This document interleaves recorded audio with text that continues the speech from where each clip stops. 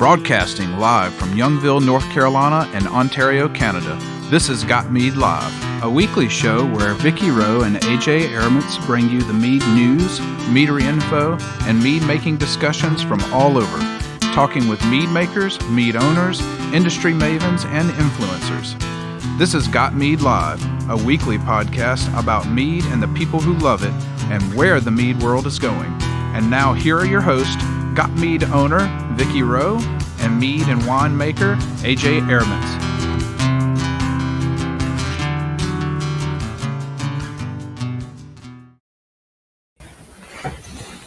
From the den of the puppies of the apocalypse in northern Michigan, the bunny pen in Ottawa, Canada, and the frigid but palatial retirement estate in Minnesota, it's Got Mead Live. Welcome to the show.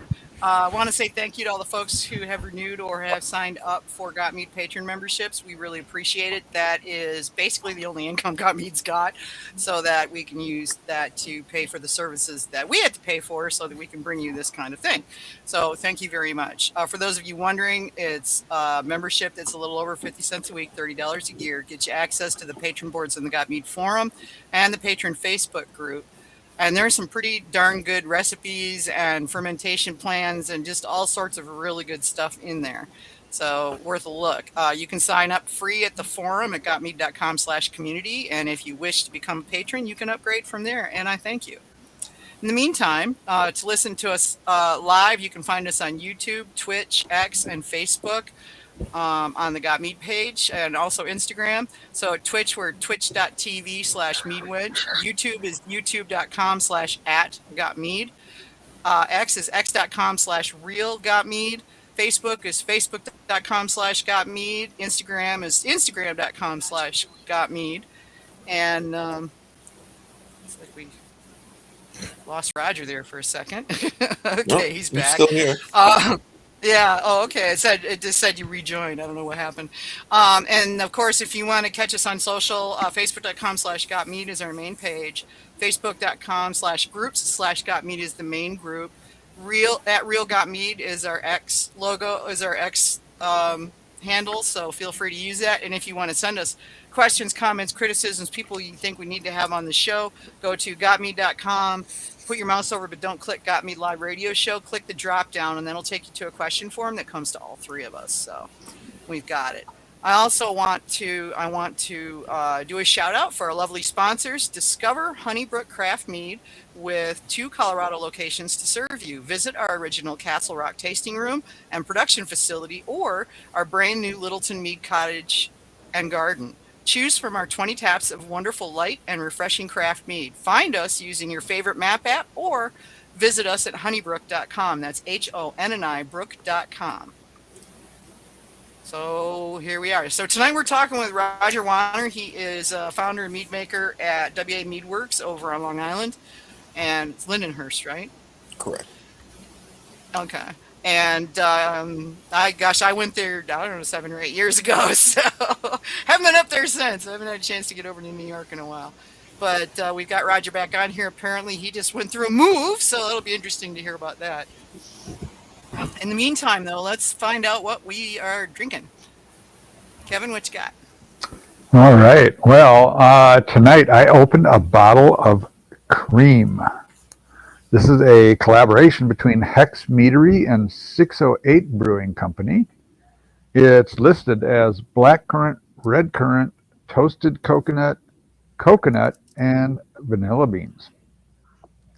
All I can say here is, wow, this has blackcurrant simmering under toasted coconut, and then there's a light waft of vanilla in the background.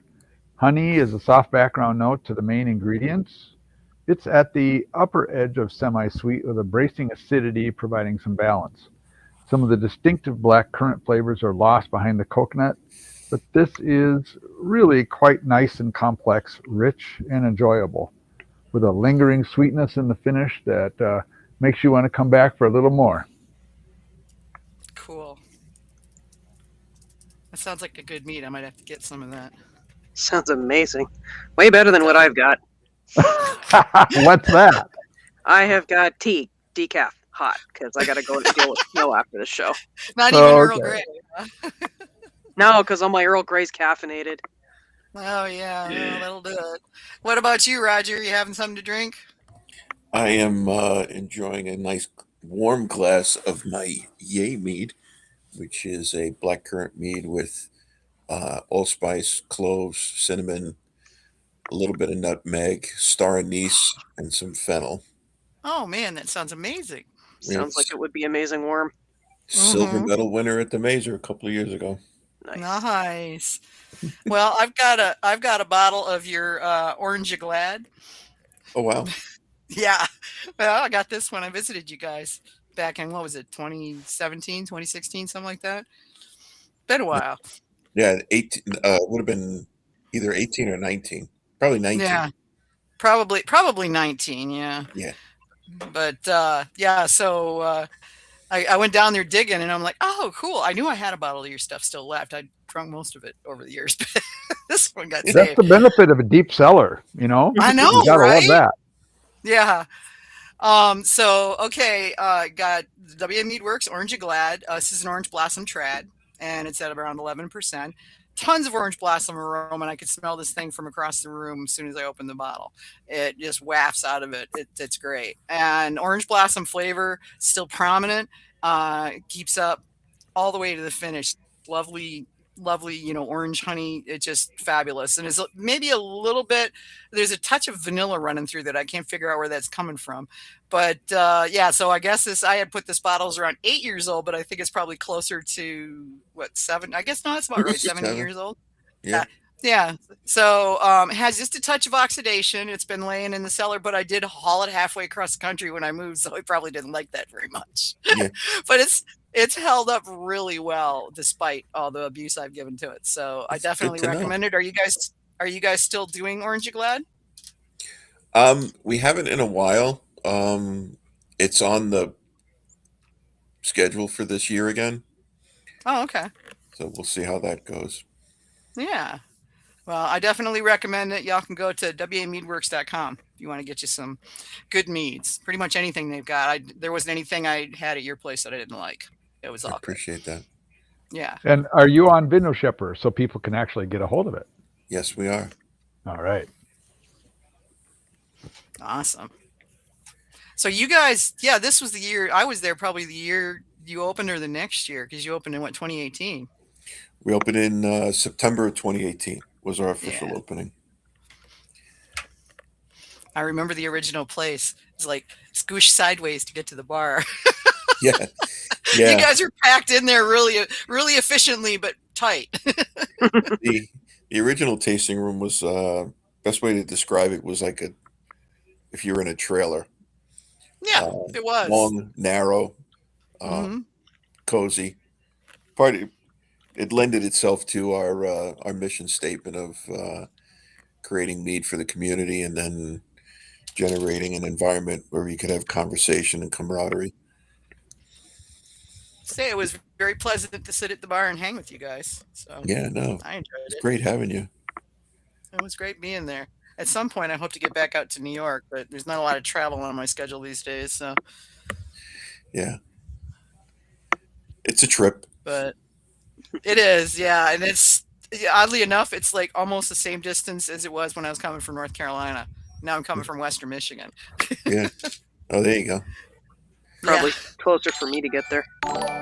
Yeah, well, I mean, I guess it might be. I don't know if it would be shorter if I cut through Canada or not. I'll have to think One way to about that. find out. I guess, yeah. So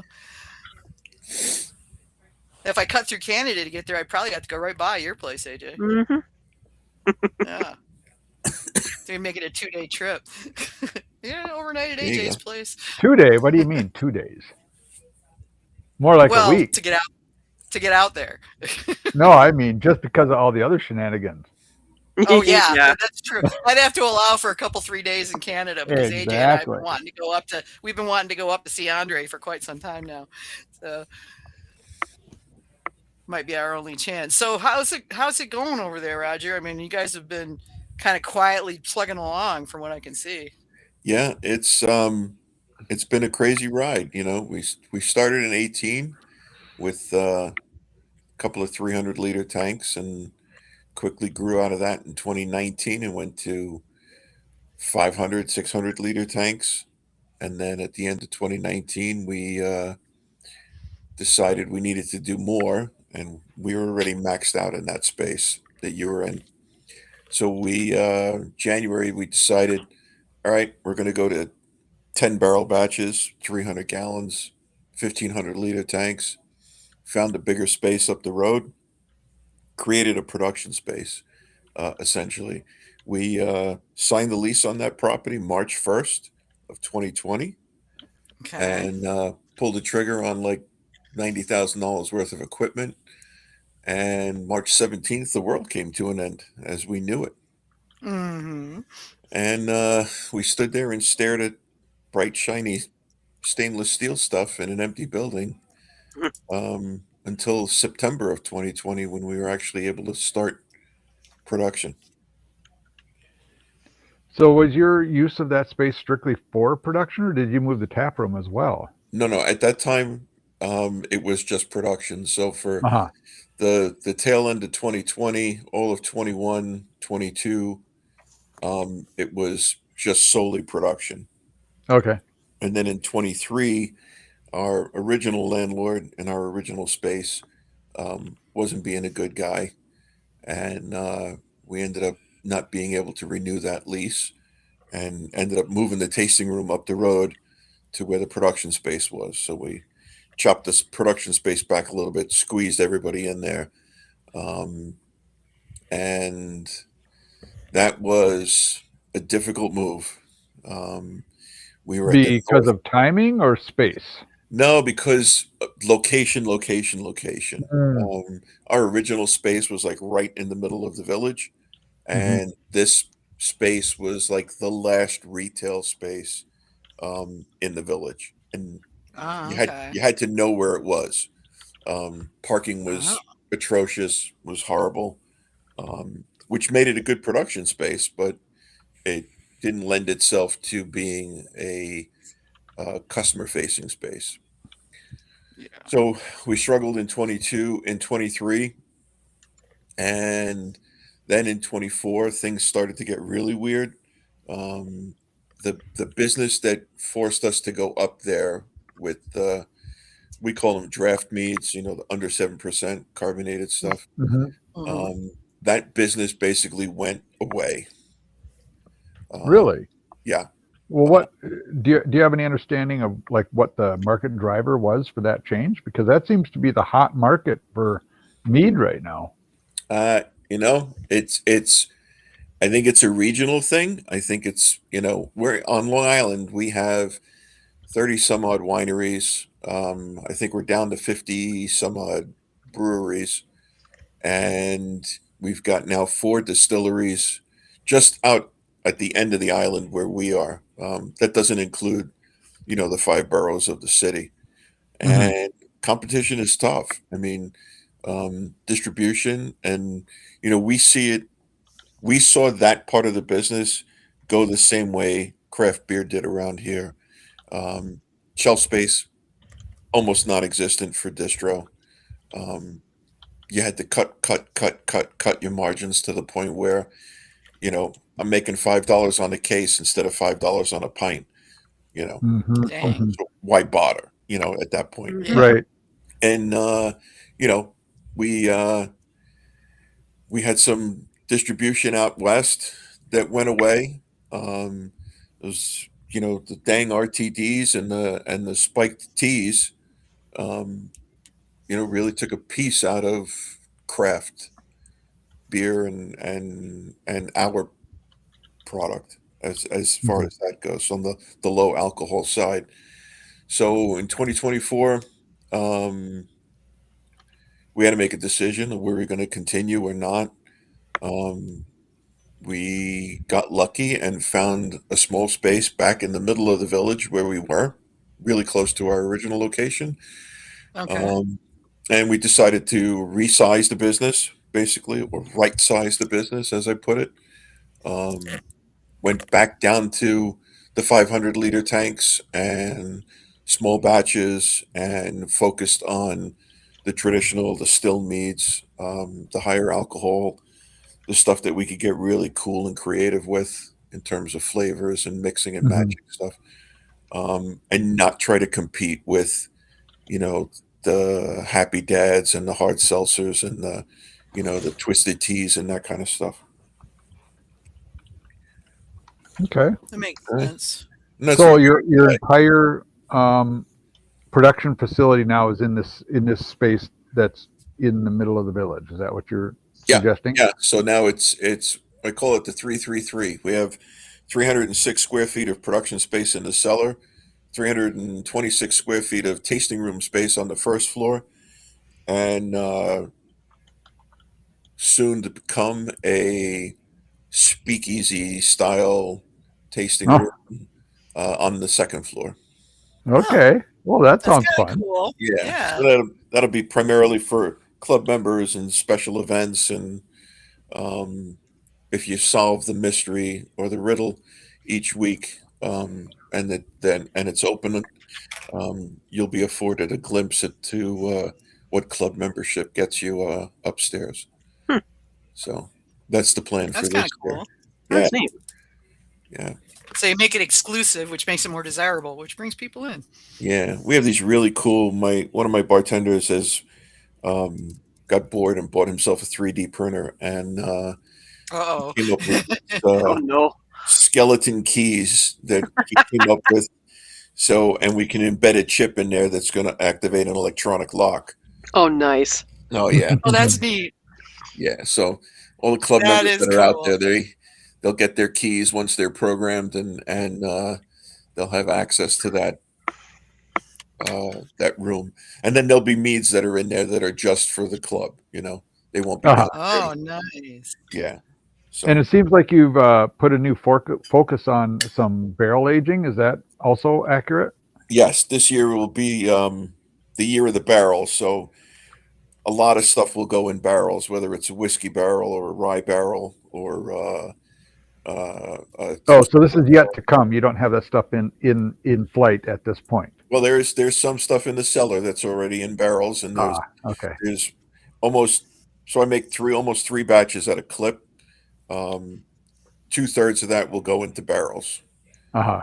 and then hopefully Mead Day will have two of them to release in August.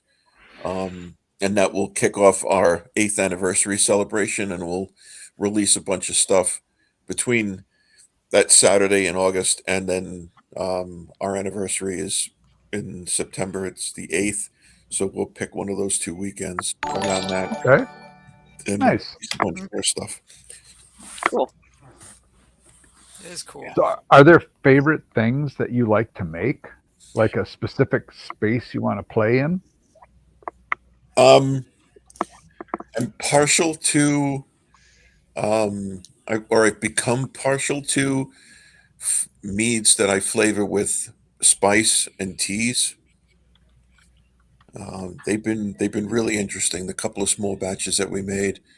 Um, we have a tea producer or retailer, whatever he is, wholesaler, in Queens, in New York, and they provide us with some really nice Darjeeling black tea that we throw in with some lemon zest, and you get really close to those spiked teas, Oh, those yeah. flavors. Yeah, and we So you're kick gonna it up, make a Long Island iced tea? Is that what you're saying? sorta, maybe. Um, Sorry, we couldn't resist. we we call it lemon dippity. I like Mm-hmm. that. Why I not? just I just realized what your yay meat is a play on. It took me a minute. Yeah.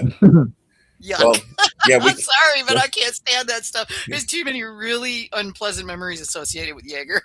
yeah, and that's funny because that's what a lot of people say, Uh-huh. and They all make the Jaeger face, when you yeah, drink it. yeah, and then they'll taste it and they'll be like, "Wow, this is actually much better than the other stuff." And Right? Yeah, I yeah, wanna try it. It sounds very interesting. I'm open to try just about anything, regardless of whether I think I'll like it or not, until yeah, I give it a shot. and then when you warm that up, it's kind of like a mulled wine, like a glue Yeah, wine. I'll bet. Yeah, So it's really. I said it looks like I'm going to have to drive out there to get some of your mead since Michigan isn't, unless you do the special stuff, isn't on the list for Vino shipper. So, Well, you can always send it to me, and you'll be out here in March. and then I'll be out there next month. Yeah. There you go. Yeah. Are you entering the Valkyrie's Horn, Roger? I am. Are you doing comps anymore? Is it probably a better Yes. question? No. We started this year. Oh, okay. We sent stuff out to the honey board, and both of our How'd you entries. do?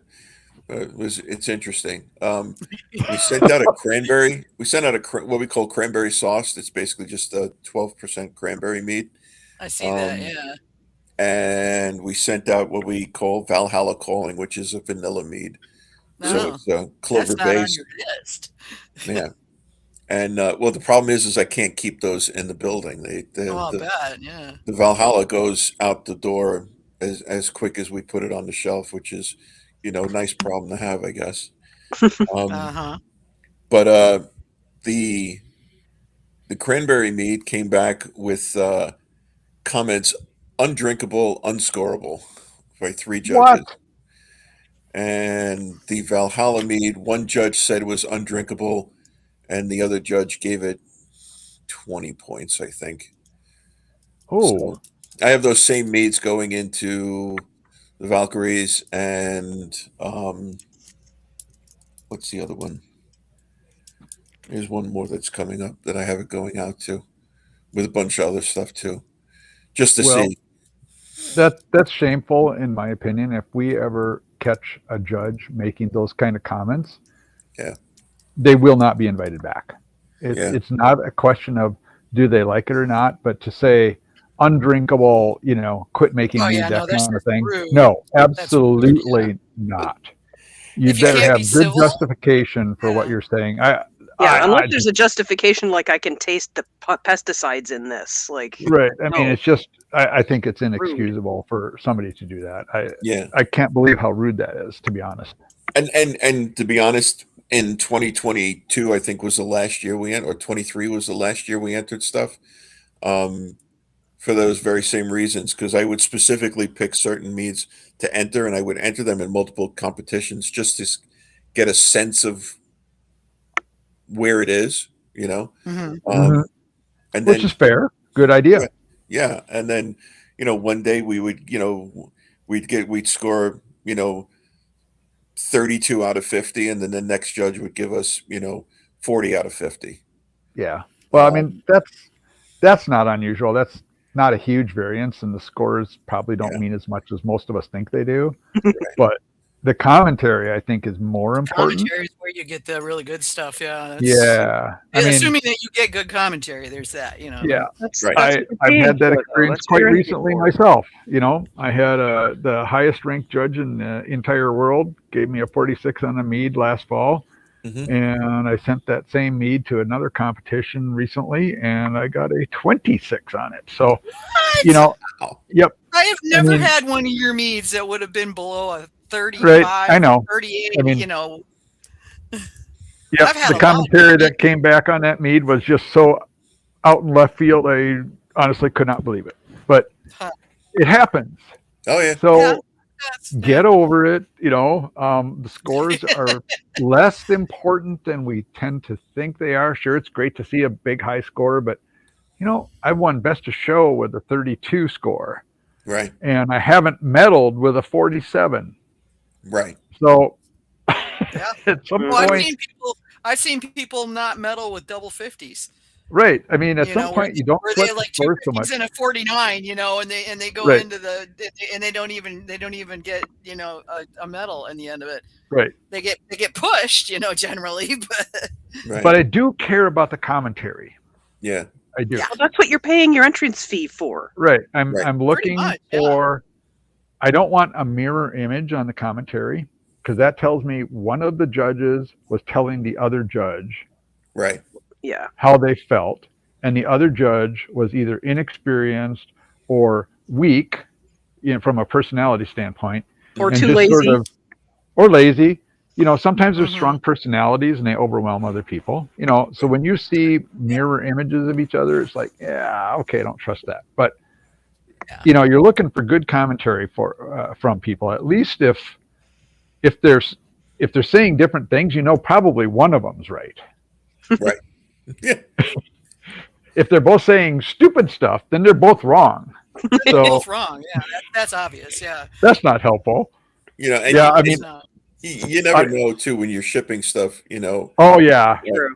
How's where it it gonna goes do? because And yeah. we had at the time that that competition was judged, I actually called my bartender and I said, "Do me a favor, grab a bottle off the shelf, open it, and taste it, and let me know what you taste." And she called me back and she said, "What am I supposed to be tasting?" And I'm like, "Well, what did you taste?" She goes, "Cranberries." Like, what are we supposed to be tasting? I said, "Didn't taste like plastic or that it was really harsh and undrinkable." And she's like, "No, who said that?" And I'm like, "I'll tell you later." So and then unless God forbid, somebody else entered a cranberry mead and they mixed up they mixed up the entries and yeah, I mean, and that's potentially possible. But could be.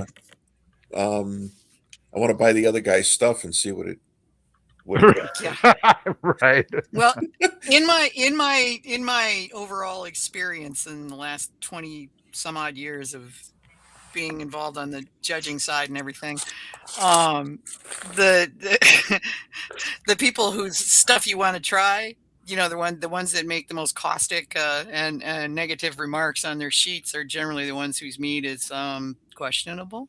Mhm, Right. I mhm. mean, Well, it's I'm like sorry you it's had one those of those kind of results. protests too much. Yeah. That's Yeah. discouraging to say the least. And then you're left scratching your head, like, are they right or are they just dead wrong? Right, right.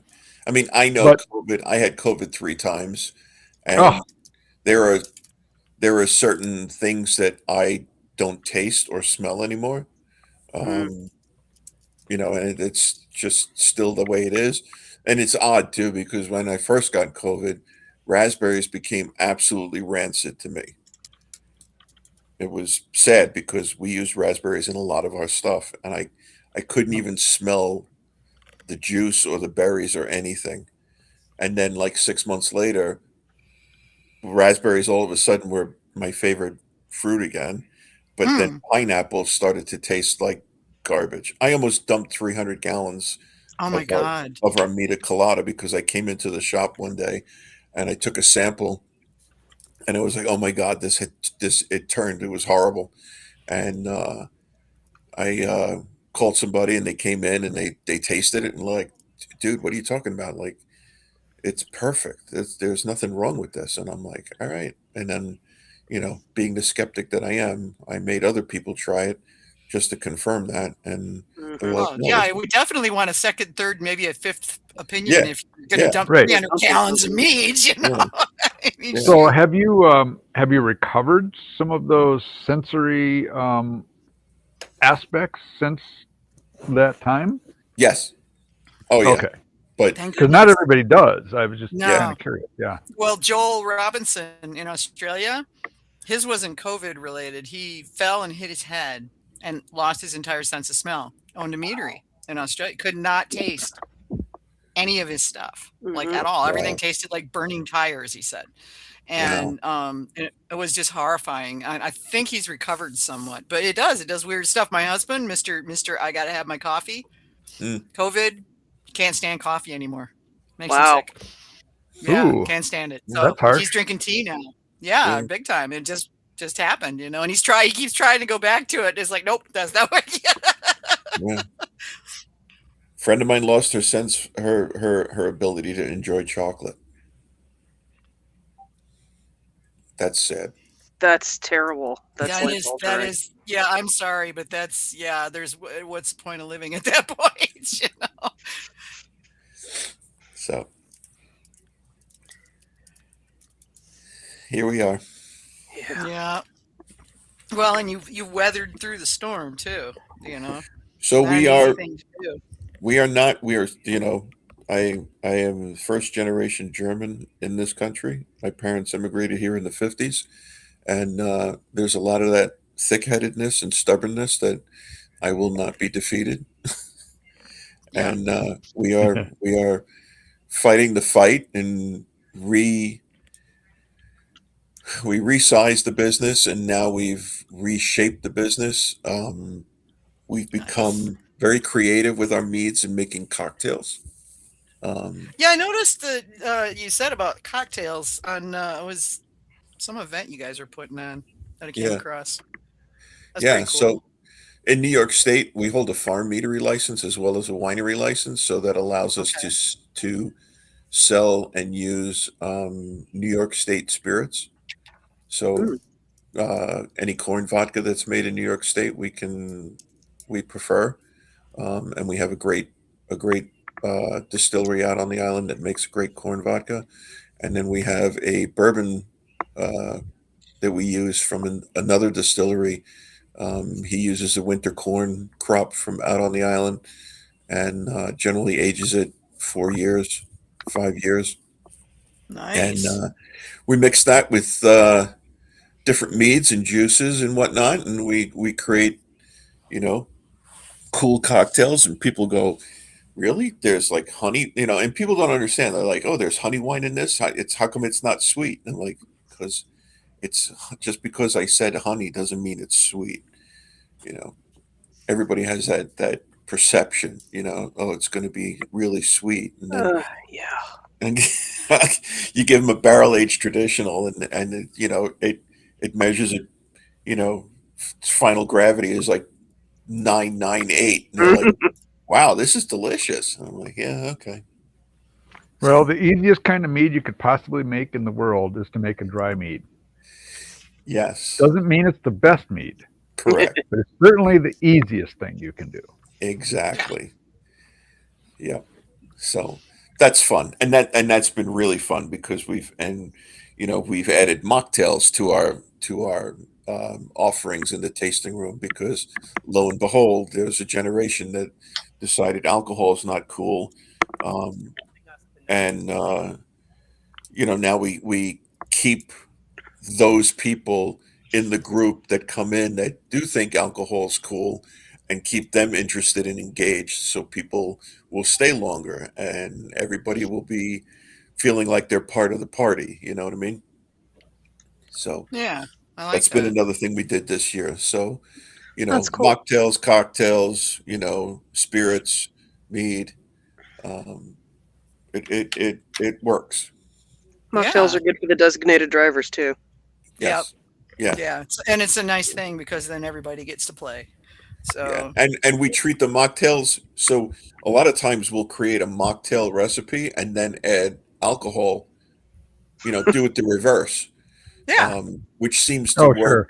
Which seems to work a little bit better, because you make a better mocktail, and we do the same fancy foofy garnish and whatever on the mocktail that we do on the cocktail. So, first glance at a table, unless you made it and served it, you wouldn't know. Yeah. And I will tell you, it absolutely works. Mm-hmm. Brad over at Be Nectar Uh-huh. has a half dozen mocktails that he makes in cans, and Yeah. they're alcohol free, and it's great because you can just take them and just put the vodka in and you're off and going. Yeah. Yeah. But they're great. I mean, he loaded me up with a bunch of those when I was down there visiting last time, and oh, they're great. I love them. If I was just like, today I just feel like I need an old fashioned, but I don't want to get drunk. Right. Or, I'd like to drink, but I have to drive. Yeah. But I have to Yeah. drive, exactly. So Right. so they're great to have, and you get to enjoy that flavor and experience of the cocktail, but without the side effects, if you will. Right. Right. Mm. And we found that playing with juice and ginger beers and those types of things, you can really get across the specific flavor you're looking for, and not have to go into those non-alcoholic spirits, because some of those things are more expensive than the real stuff. Yeah, Yeah, the de-alkalized stuff and all of Yeah. that. Yeah, yeah, And some of it's doesn't taste that good either. just not yeah. good. Yeah, Yeah, thank I've you for seen the saying stuff that. with the near beer. It's like, Yeah. ugh. It's like if you really, really, really, really, really, really gotta have a beer and you can't have alcohol, okay, but dude, seriously. Yeah. So that's been part of this past year is doing the move, resizing, restructuring, reimaging, and it's starting to work. So Cool. Good deal. yeah. I guess resilience is the key of success, eh? Yeah. Well, it's just like when during COVID, right? If when COVID happened, if your business was on premise, right, you were screwed. Mm-hmm.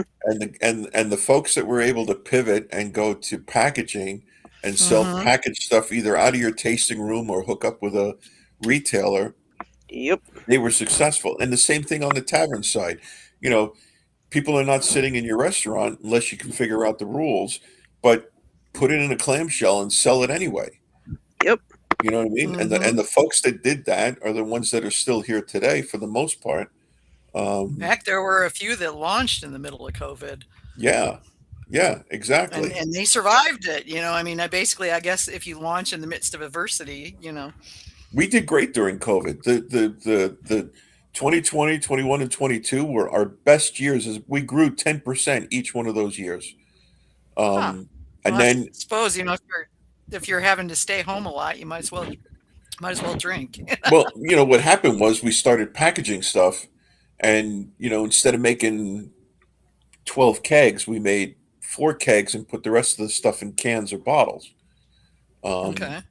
and, it was the on-premise, you know, market got really tough post COVID because you have the macro wineries and distilleries and breweries that just come in there with boatloads of money and free shit, and they're like, here, buy our stuff. And how do you Yeah. compete with that?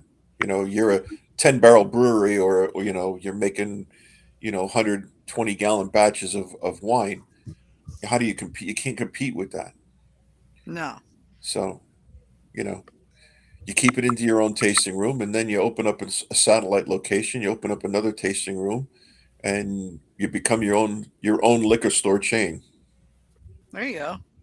Yeah, It's a good and way you to, get to it's a good way to it's a good way to look at yeah, you it. get to keep all the margin, and Mhm. you You're not you having to argue with distributors all the time, because right, they're like, well, where am I going to put this stuff? Oh, yeah, on the bottom shelf in the back where it's covered in dust and nobody will ever right. see it. Put it in the Yeah. port wine section. Oh, Dear okay, great. God. Yeah, I Right. know. That's Who great. goes to the who Yeah. goes to the port wine section? I found a Total Wine one time, and the mead was with the ciders. Yeah, And then another time they were in the port wine section, and then a third time it was with the they had it over like with the Boone's Farm level stuff. It's small market stuff, though. I mean, It is, yeah. honestly, yeah, what do you expect them to do? You expect them to give you a premium spot in a giant store? yeah. Not a Probably premium not, spot, but the bottom shelf in a corner covered in dust is maybe a little over the right? I top. know it's a perennial problem. We all understand Yeah, this. Yeah. yeah, Make a mead So section. Mm. yeah. Well, and I mean, I would have put and I've heard the arguments for and against this. I would have put it over by the craft beers because there's a huge section for that. right. Right. And I mean, there's a whole wall of craft beers on two Yep. sides. There's the stuff in the cooler and the stuff on the wall. Right. And Yeah, and it's we've got a Total Wine in town, and yeah. they have I haven't been to one since I 4-foot we don't have rack, beers. that has 3 shelves on it, and there's mead in there, and Yeah.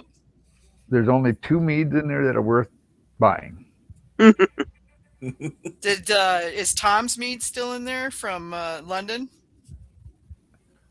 His has never been in ours. Oh yeah, that's where I found his stuff in the Gosnells, States. you Was mean? that huh? You mean Gosnells? Yeah, Gosnell's. Yeah, they've never Is, had Gosnells in my Total Wine. oh, okay. Yeah, our Total Wine had it. I was kind of stunned to see it, honestly. I didn't realize he was being distributed there, but that was a while back too. He may not still be. I don't know. It's not like these things last forever. Well, I mean, Total Wine's a tough place for a small producer to be honest. I mean, there's just no way around that. They're gigantic, and they're going to feature their own wines first and foremost. Yep. So, yeah, I mean, the distribution business is tough on meaderies because it's what are you getting? maybe if you're lucky, 10 cents on the dollar. And then you're in there trying to sell your own product for them because they Right. don't know how Yeah, to. you Because go they in and you won't. do like demos and tastings. Mhm. Yeah. Mhm. Yeah, it's just sure. It's a way to add a little extra in. Yeah. Hey, are you retired now, Roger? No, not yet. Not yet. Oh, I thought you would have said you're another not young like me. So I didn't Yeah. know if you'd retired yet because I know we're fairly Yeah, Well, not I'm- young, but not old either. not old Yeah. either. Yeah. Yeah. Yeah. Too young to retire, too old to hire. That's Too old Yeah, to hire. right. Yeah, I Isn't know. that the way it works? My Yeah. husband's in that zone right now. It's like all I got to do is survive whatever layoffs they have between now and like 3 years from now. Yeah. Or he's praying for a layoff with 2 years of severance. You know. Oh yeah, his company does not give Yeah. 2 years of severance. You have to work for the state. You want that kind of thing. That's a Yeah. unicorn. Yeah. Or it a is. really big company. Yeah. Yeah, John works for a huge multinational, and no, they don't. Well, do there you that. go. I bet Which is hilarious because they're owned by the French. You know, the people that take the entire summer off every year. I mean, they Yeah. get like more vacation than any 27 people you want to mention, combined. And yeah, every year. But no, we can't give, any kind of going out the door stuff for somebody who's worked there 35 years. And Right. it's like, yeah, okay, bite me, So, Roger, how many days a week are you guys actually open? Right now in this frozen tundra, we're only open Friday, Saturday, and Sunday. Okay. Come the spring, we'll add Thursday nights again, Uh-huh. and then the Yeah, rest so of when the I- week. The rest of the week we do like special events, like we have a book club and we have a game club that come in and they'll come in like on a Wednesday night or something like that. Oh, So I see. So you open for those. Yeah. We'll staff for those. yeah, it's but like private party Right. stuff. Yeah. yeah, sort of. Yeah, I mean, one of the Yeah, things, like when I travel, if we're driving particularly, I like to stop in at places along the way. But, most of the travel is during either hours where the places aren't open or on Mhm. nights or Mhm. days when they aren't open. And so Right. it's a little tougher, to get in and check out some of these places when you're on the road, which is Yep. always a little disappointing. And I certainly understand why, right? I mean, small business, you only have so many hours you can work. You don't want to pay people to be there if you don't have the business. I get it. Mhm. But, It's tough. when you travel, you want to check out some of these places you've heard of or sound interesting, and you Yeah. can't always do it. I basically plan my trips around visiting meaderies. So I'll call them up and go, okay, so Thursday, Friday, and Saturday, I'm going to be in Central Florida. Yeah. Are you guys open? And I try to go when they're not going to be super busy because the last thing I want to do is distract them when they're trying Well, to right, run their right, business. for sure. But But, so I have a spouse who's not really much of a drinker. Not that true. I'm a huge Yeah. drinker Got a either, built-in- but, you've got Yeah. a built-in designated driver, which is nice. well, there's I that. kind But of do there's, too because John doesn't drink the meads when I go to places. there's Usually he doesn't only even go so with many of me. these places you can actually visit with a spouse who's not that interested. Yeah, true. There is that. Generally, you go. John just will go like, I'll stay in the trailer or at the hotel or whatever. We'll see you in a while. Okay. Don't drink too much, I have a feeling funny. if I told my partner, just stay in the car, you'll be fine for the next 6 hours, that's not going to fly. No, I've never done that. But like when we were doing the around the country trip with the RV, John's like, well, somebody's got to stay here with the dogs. You go have fun, honey. So I'm All like, right. here I'm driving to Portland, and stuff like that. So My wife knows how this works. You get in there and you start talking. Uh-huh. and yet it takes forever, yeah. And then when it's time to go, it takes 20 minutes to get out the door. Easy. Yep. If it's a big place, it might take an hour. Yep. We call that the Minnesota goodbye here. Oh yeah, Yeah. so we called it Michigan goodbye. So what the? Yeah. That wasn't me. We've got the same issue here. Mhm. Mark's like pointing at his watch that he doesn't wear. Uh-huh. I get that too. John will be like side eyeing me, going, "I'd like to leave now." Yeah, I get more of the dirty looks. Yes, I don't really get the watch thing, but yeah. Yeah. I just ignore him because this is the same guy that I'll have 2 bites of my meal at a restaurant and he'll have already finished his entire entree and he's like, "You ready to go now?" I keep telling him he's got to eat slower, and today he Right. says, "I have to learn to eat slower." I'm like, "You think?" Good stuff.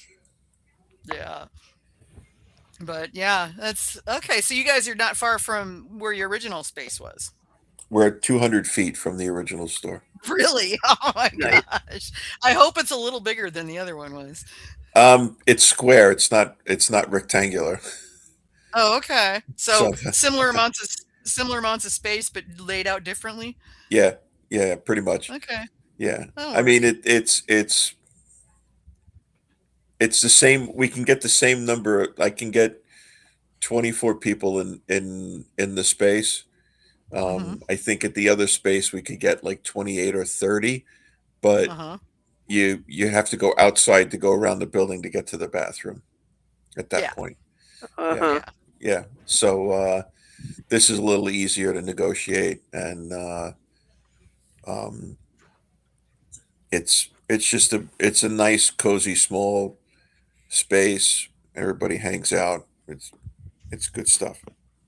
Nice. And we have outdoor seating again, which we didn't have at the production space slash tasting room interim. We didn't have that. Now we have cafe seating or bistro seating outside again, like we used to have, which is nice. Nice. Yeah. I like that. I like the idea of outdoor seating. It's always nice to have that when it's not, frigid cold and all Yeah. that, obviously. Oh Cold, yeah. rainy, or bugs. Yep. Yeah. Good. Good stuff. Yeah, definitely. Yeah. So you guys moved what, in the fall? We moved in December of 24. 24. Okay. Yeah, we took the space in January of no, wait a minute. What am I saying? Where are we? We're 26. Yes, we moved December What year is 24. Right. And then we took the space in January of 24, 25, and put our paperwork in, and simple thing, we're just going to move our licenses. We're not applying for a new license. We're just moving our license. Paperwork went in third week of January, and it was like the second week of March, and we hadn't heard anything, and got frustrated. And I reached out to my local congressman and sent them an email with pleading my case and a little bit of a sob story, and mom and pop shop, and this is our dream, and we don't understand what's going on. And the next morning I had my federal permit at 9:30, and 2 hours later I had my state permit. Well, that's awesome. Nice. It's so nice when the Congress critters actually work for their constituents. Yeah. That's great. Yeah. Yeah. Well, he chalked it up. He made it a nice little success story, and Yeah. hoorah. But if I would have known that's all it would have taken, I would have called him in February. Right? Right. Yeah. Kidding. Called him earlier. It's like, dude, really? And we Yeah, lost I a have- whole. Did you run into any trouble with like sack and whack, rebuilding spaces? Because you're moving into a new space each time, right? So that requires all kinds of sewer and drainage and water Or usage drain. and all Yeah. those sorts of things. I mean, that's you've now done that in 3 different spaces. That's a pretty big investment. How did that work for you? It wasn't that big of an investment when you're frugal and you repurpose. Yes, unfortunately we had downtime, but I made the best use of it, put the infrastructure in. I manage buildings. I do facility management and small project construction. So I got really good at building bars. Um, Okay. and every time I built a new bar, I got better at it, because all the mistakes I made on the previous version, You found know, new mistakes to make. I got new mistakes to make. Exactly. So But hopefully you know, fewer of the old ones, right? Yeah. yes, fewer of the old ones, and then you run into some of the new ones, and it's a process. But um, we're in a village that has its own set of rules, Uh-huh. which That's is nice. the nicest thing about where we are. And they're very receptive to small business. So we enjoy that perk. Sure. and we put our paperwork in, and we dot the I's and cross the T's and write the checks, and everybody's happy, and we progress. But yeah, sometimes I almost think I like building shit more than I like making shit. So, Could have but something to do with the fact that that's kind of what you do. yeah, I mean, you put stuff in a tank, and then you got to wait 4 weeks before you need to do anything with it. So what do you do in the meantime? You find Build something shit. you find something to build or redecorate or you know whatever. So yeah, Yep. Yeah, I get that. I do property maintenance myself. yeah, there you go. Yeah. It's all good. Yeah. Oh, What else you want to know? What's your favorite East and why? yeah. There we go. Oh, good question. So for the session meads, it's 71B. I just like the way it just burns through, and 3 days, 4 days, you got a 5% mead or 6% mead. It's not that bad. You let it sit for Mhm. another week, then we run it through a cross flow filter, and um, if we're gonna post flavor it, we'll do that. If not, um, we'll just put it in the bright tank, and off we go. Um, for like the Yay mead, that's the old RC 212. Oh yeah. Um, I like that, and it's funny because I use black currant in that, and I make another black currant mead that we age in oak, that we call Mitternacht. And for that one, I use the BM4X4, Okay, which is I like BM 4x4. That's yeah, a nice one. I used yeah, that when I made my pie mint, and it turned out lovely. yeah. I made a so at the end of our stay at our production space, buddy that owns a brewery, his partner divorced him as well, who was a mead maker, and he had a bunch of buckets of Pinot Noir juice. And he's like, "You want this stuff?" And I'm like, "Sure." Yeah, no So kidding. a little Pinot Noir juice and some honey, and we called it "I Don't Care No More." Yeah. And I used the BM4x4, and it was delicious. It was Nice. absolutely delicious, and it was a small 40-gallon batch, um, but it was that's a great yeast. That and the what is it? Uvafarm 43. Yeah, you have a 43 or is it 42? I can never 43, remember. I remember, Is it? but I like Okay. it because it's got a high alcohol tolerance, and it's like neutral. Yeah. Um, I it does its job. It makes alcohol, but it makes a nice clean alcohol, especially if you treat it well. Um, I like that.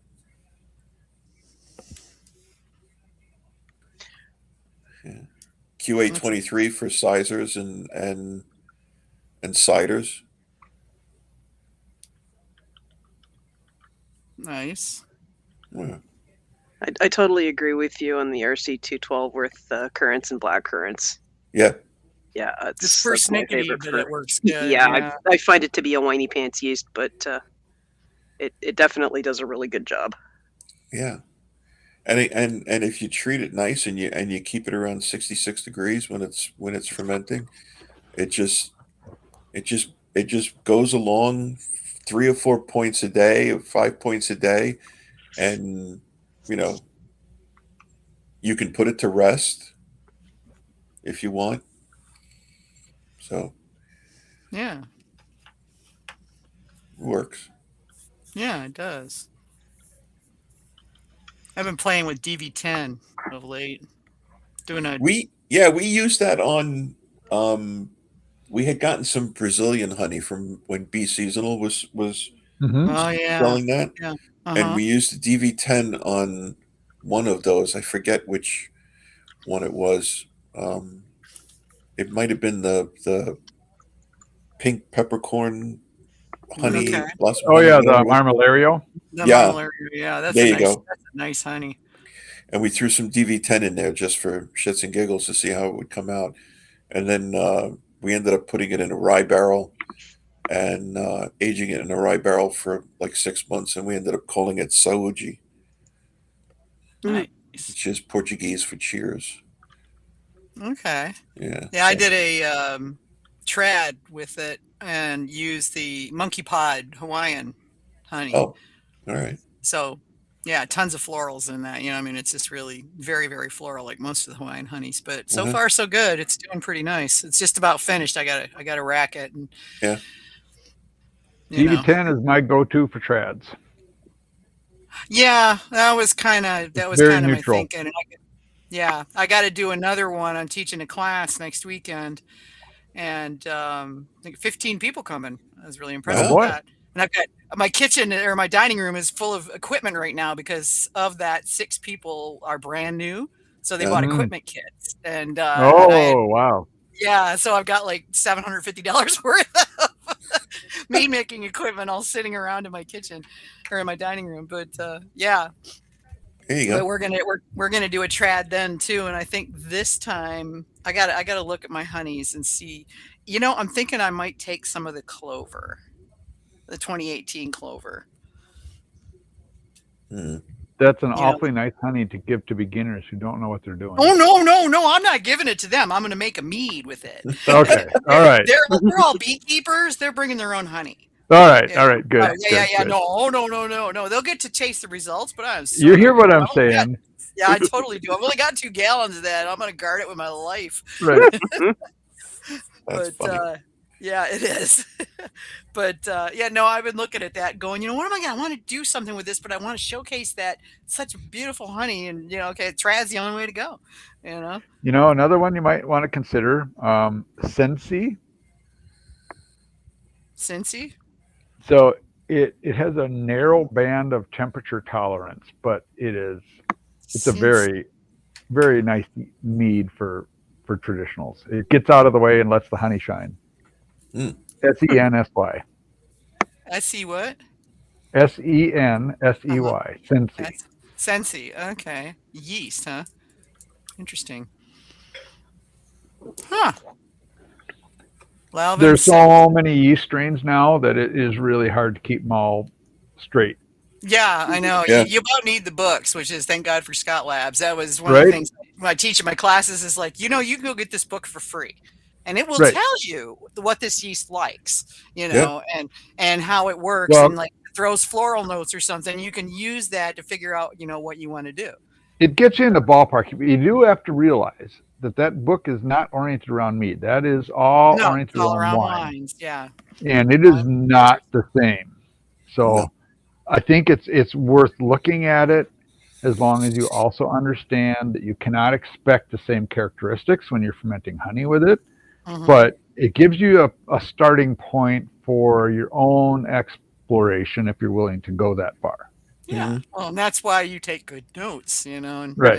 and document. And you try multiple things, right? Yeah. So if you're serious about it, that's what you do. It's hard for beginners who just want to make something. They're like, well, it said this, but it did that, and that wasn't what I expected. Right. Right. Yeah. That's okay. That's Well, and part I of give the them process.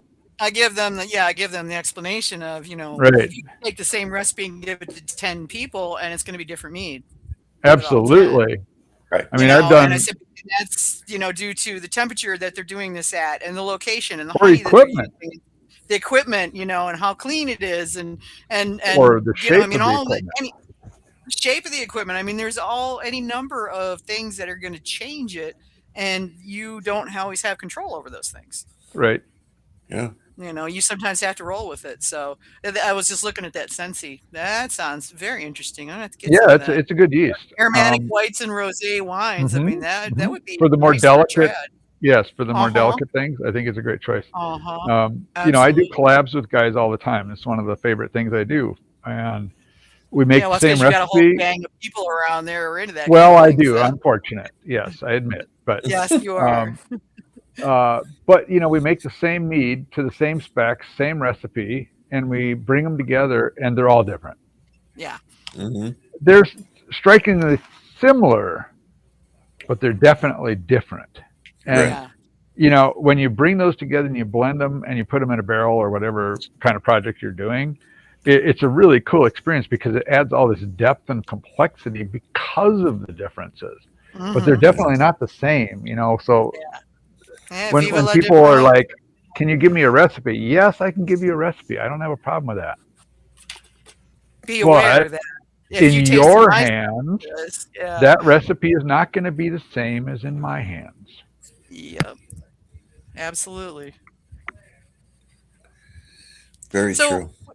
when you're okay, so when you're coming up with stuff, are you? I mean, are you? I remember.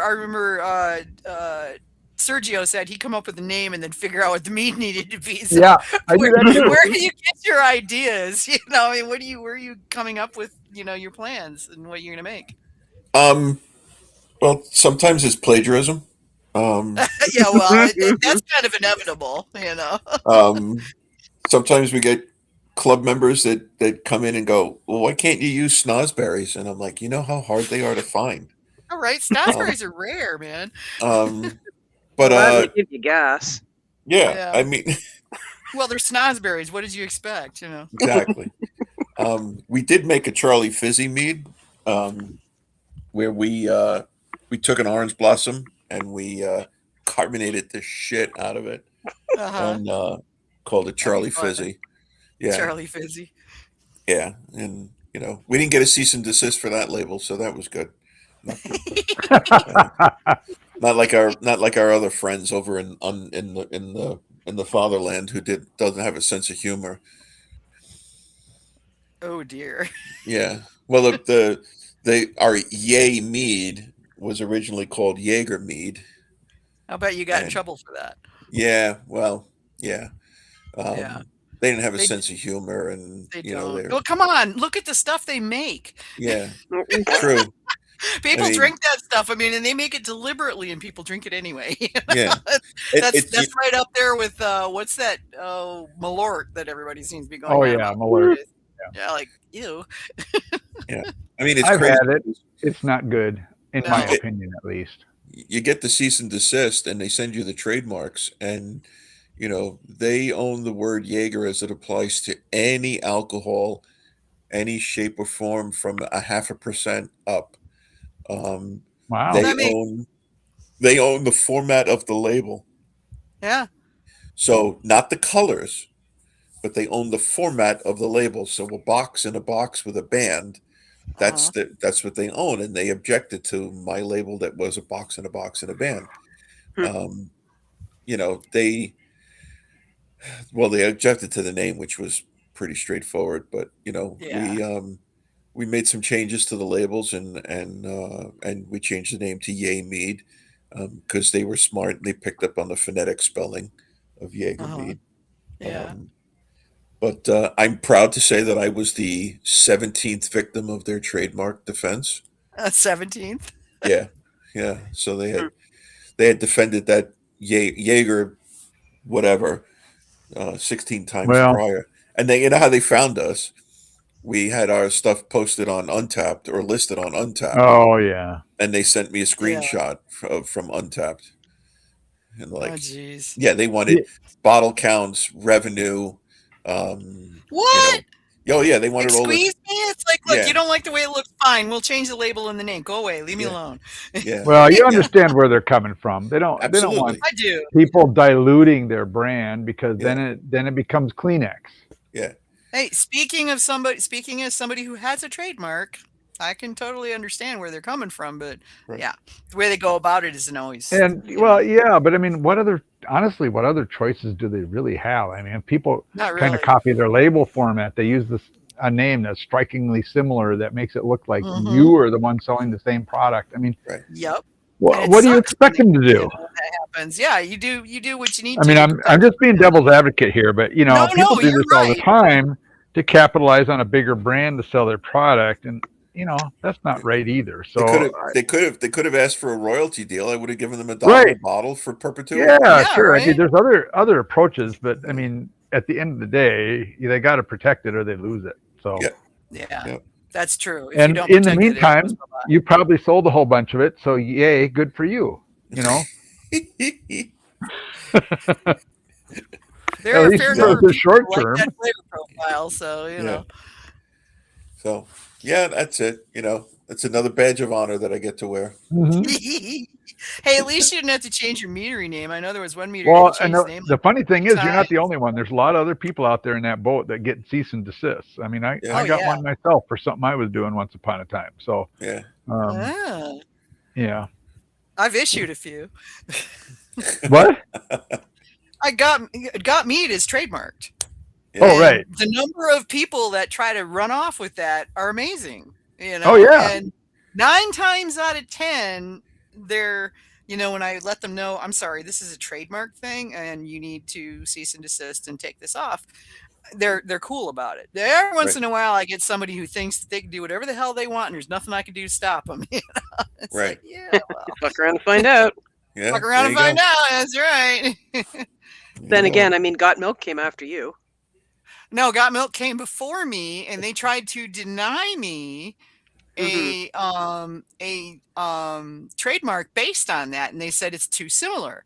And I came back and I said, "Oh, do tell. So you're going to revoke these already approved trademarks for got beer, got wine, got clothes, got shit, got this, got that, got the other goddamn thing." And they're all trying to fix up my and not swear. Sorry about that. Soapbox. Yeah, but anyway, that was so I wrote him a letter back, when they said this, and I said, so okay, here is all the trademarks that have got whatever, and here are links to all of those. These are already approved. So tell me again, because it was beer, wine, cider, you name it. Yeah. I mean, every alcoholic beverage on the planet, and every non-alcoholic beverage on the planet, just about. And I said, you tell me if when you're going to go ahead and revoke all of these. I'll wait. Yeah. Mine got approved the following week. There you go. Yeah. I mean, as it is, it takes them 7-8 months to do it. It's ridiculous. I just had to renew it, and it takes forever. Yeah. Crazy. Yeah, but it's good for 10 years. The problem is that 10 years always sneaks up on me. There you go. Yeah. I think my passport, same kind of thing. But Yeah. so are you just going to kind of keep it, like low and slow and just sort of keep on keeping on until such time that I would assume when you'd have more time, like once you retire or something? I think this is the key to success. Yeah. I don't think we've maxed out the revenue in the square footage that we have yet. Okay. So, when we get close to that point, then, and we start to see people traveling from afar, then maybe we open a second location further east on Long Island, or maybe we go into the lower Hudson Valley, and Ooh, that'd be explore those waters. Because at that point, then I'm just opening a tap room, nice. Right. so I'm not doing the whole production space and all that infrastructure. It's basically a bar and some coolers and tables and chairs. Mm-hmm. A couple of minions to run it, and you're off. Yeah. Off to And the you're- races. Exactly. So Yeah. we'll see how this year plays out, and Yeah. hopefully it's hard because when we had to close, we made it very clear, or at least we thought we did, that we weren't closed. We were suspending our operations so we could move to a new facility. And the people are like, "Oh, we thought you closed." Over the past summer, we had so many people come in. They're like, "Oh, I didn't know you were still open." I'm like, "You live under a rock, or does your social media suck that bad?" Like, Oh. I mean, honestly, and Yeah. we're still averaging 40% new customers every week in the Really? tap room. Yeah, we get all these new Wow. So people. so you got your regulars, so to speak, your crowd that is the 60%, and then Yeah, another 40% new every week. That's yeah, great. yeah, and that's what makes flights so cool because you give people five things that they can try, and then they're like, "Holy Christmas! Like this is so different." I'm like, "You want to try a cocktail flight?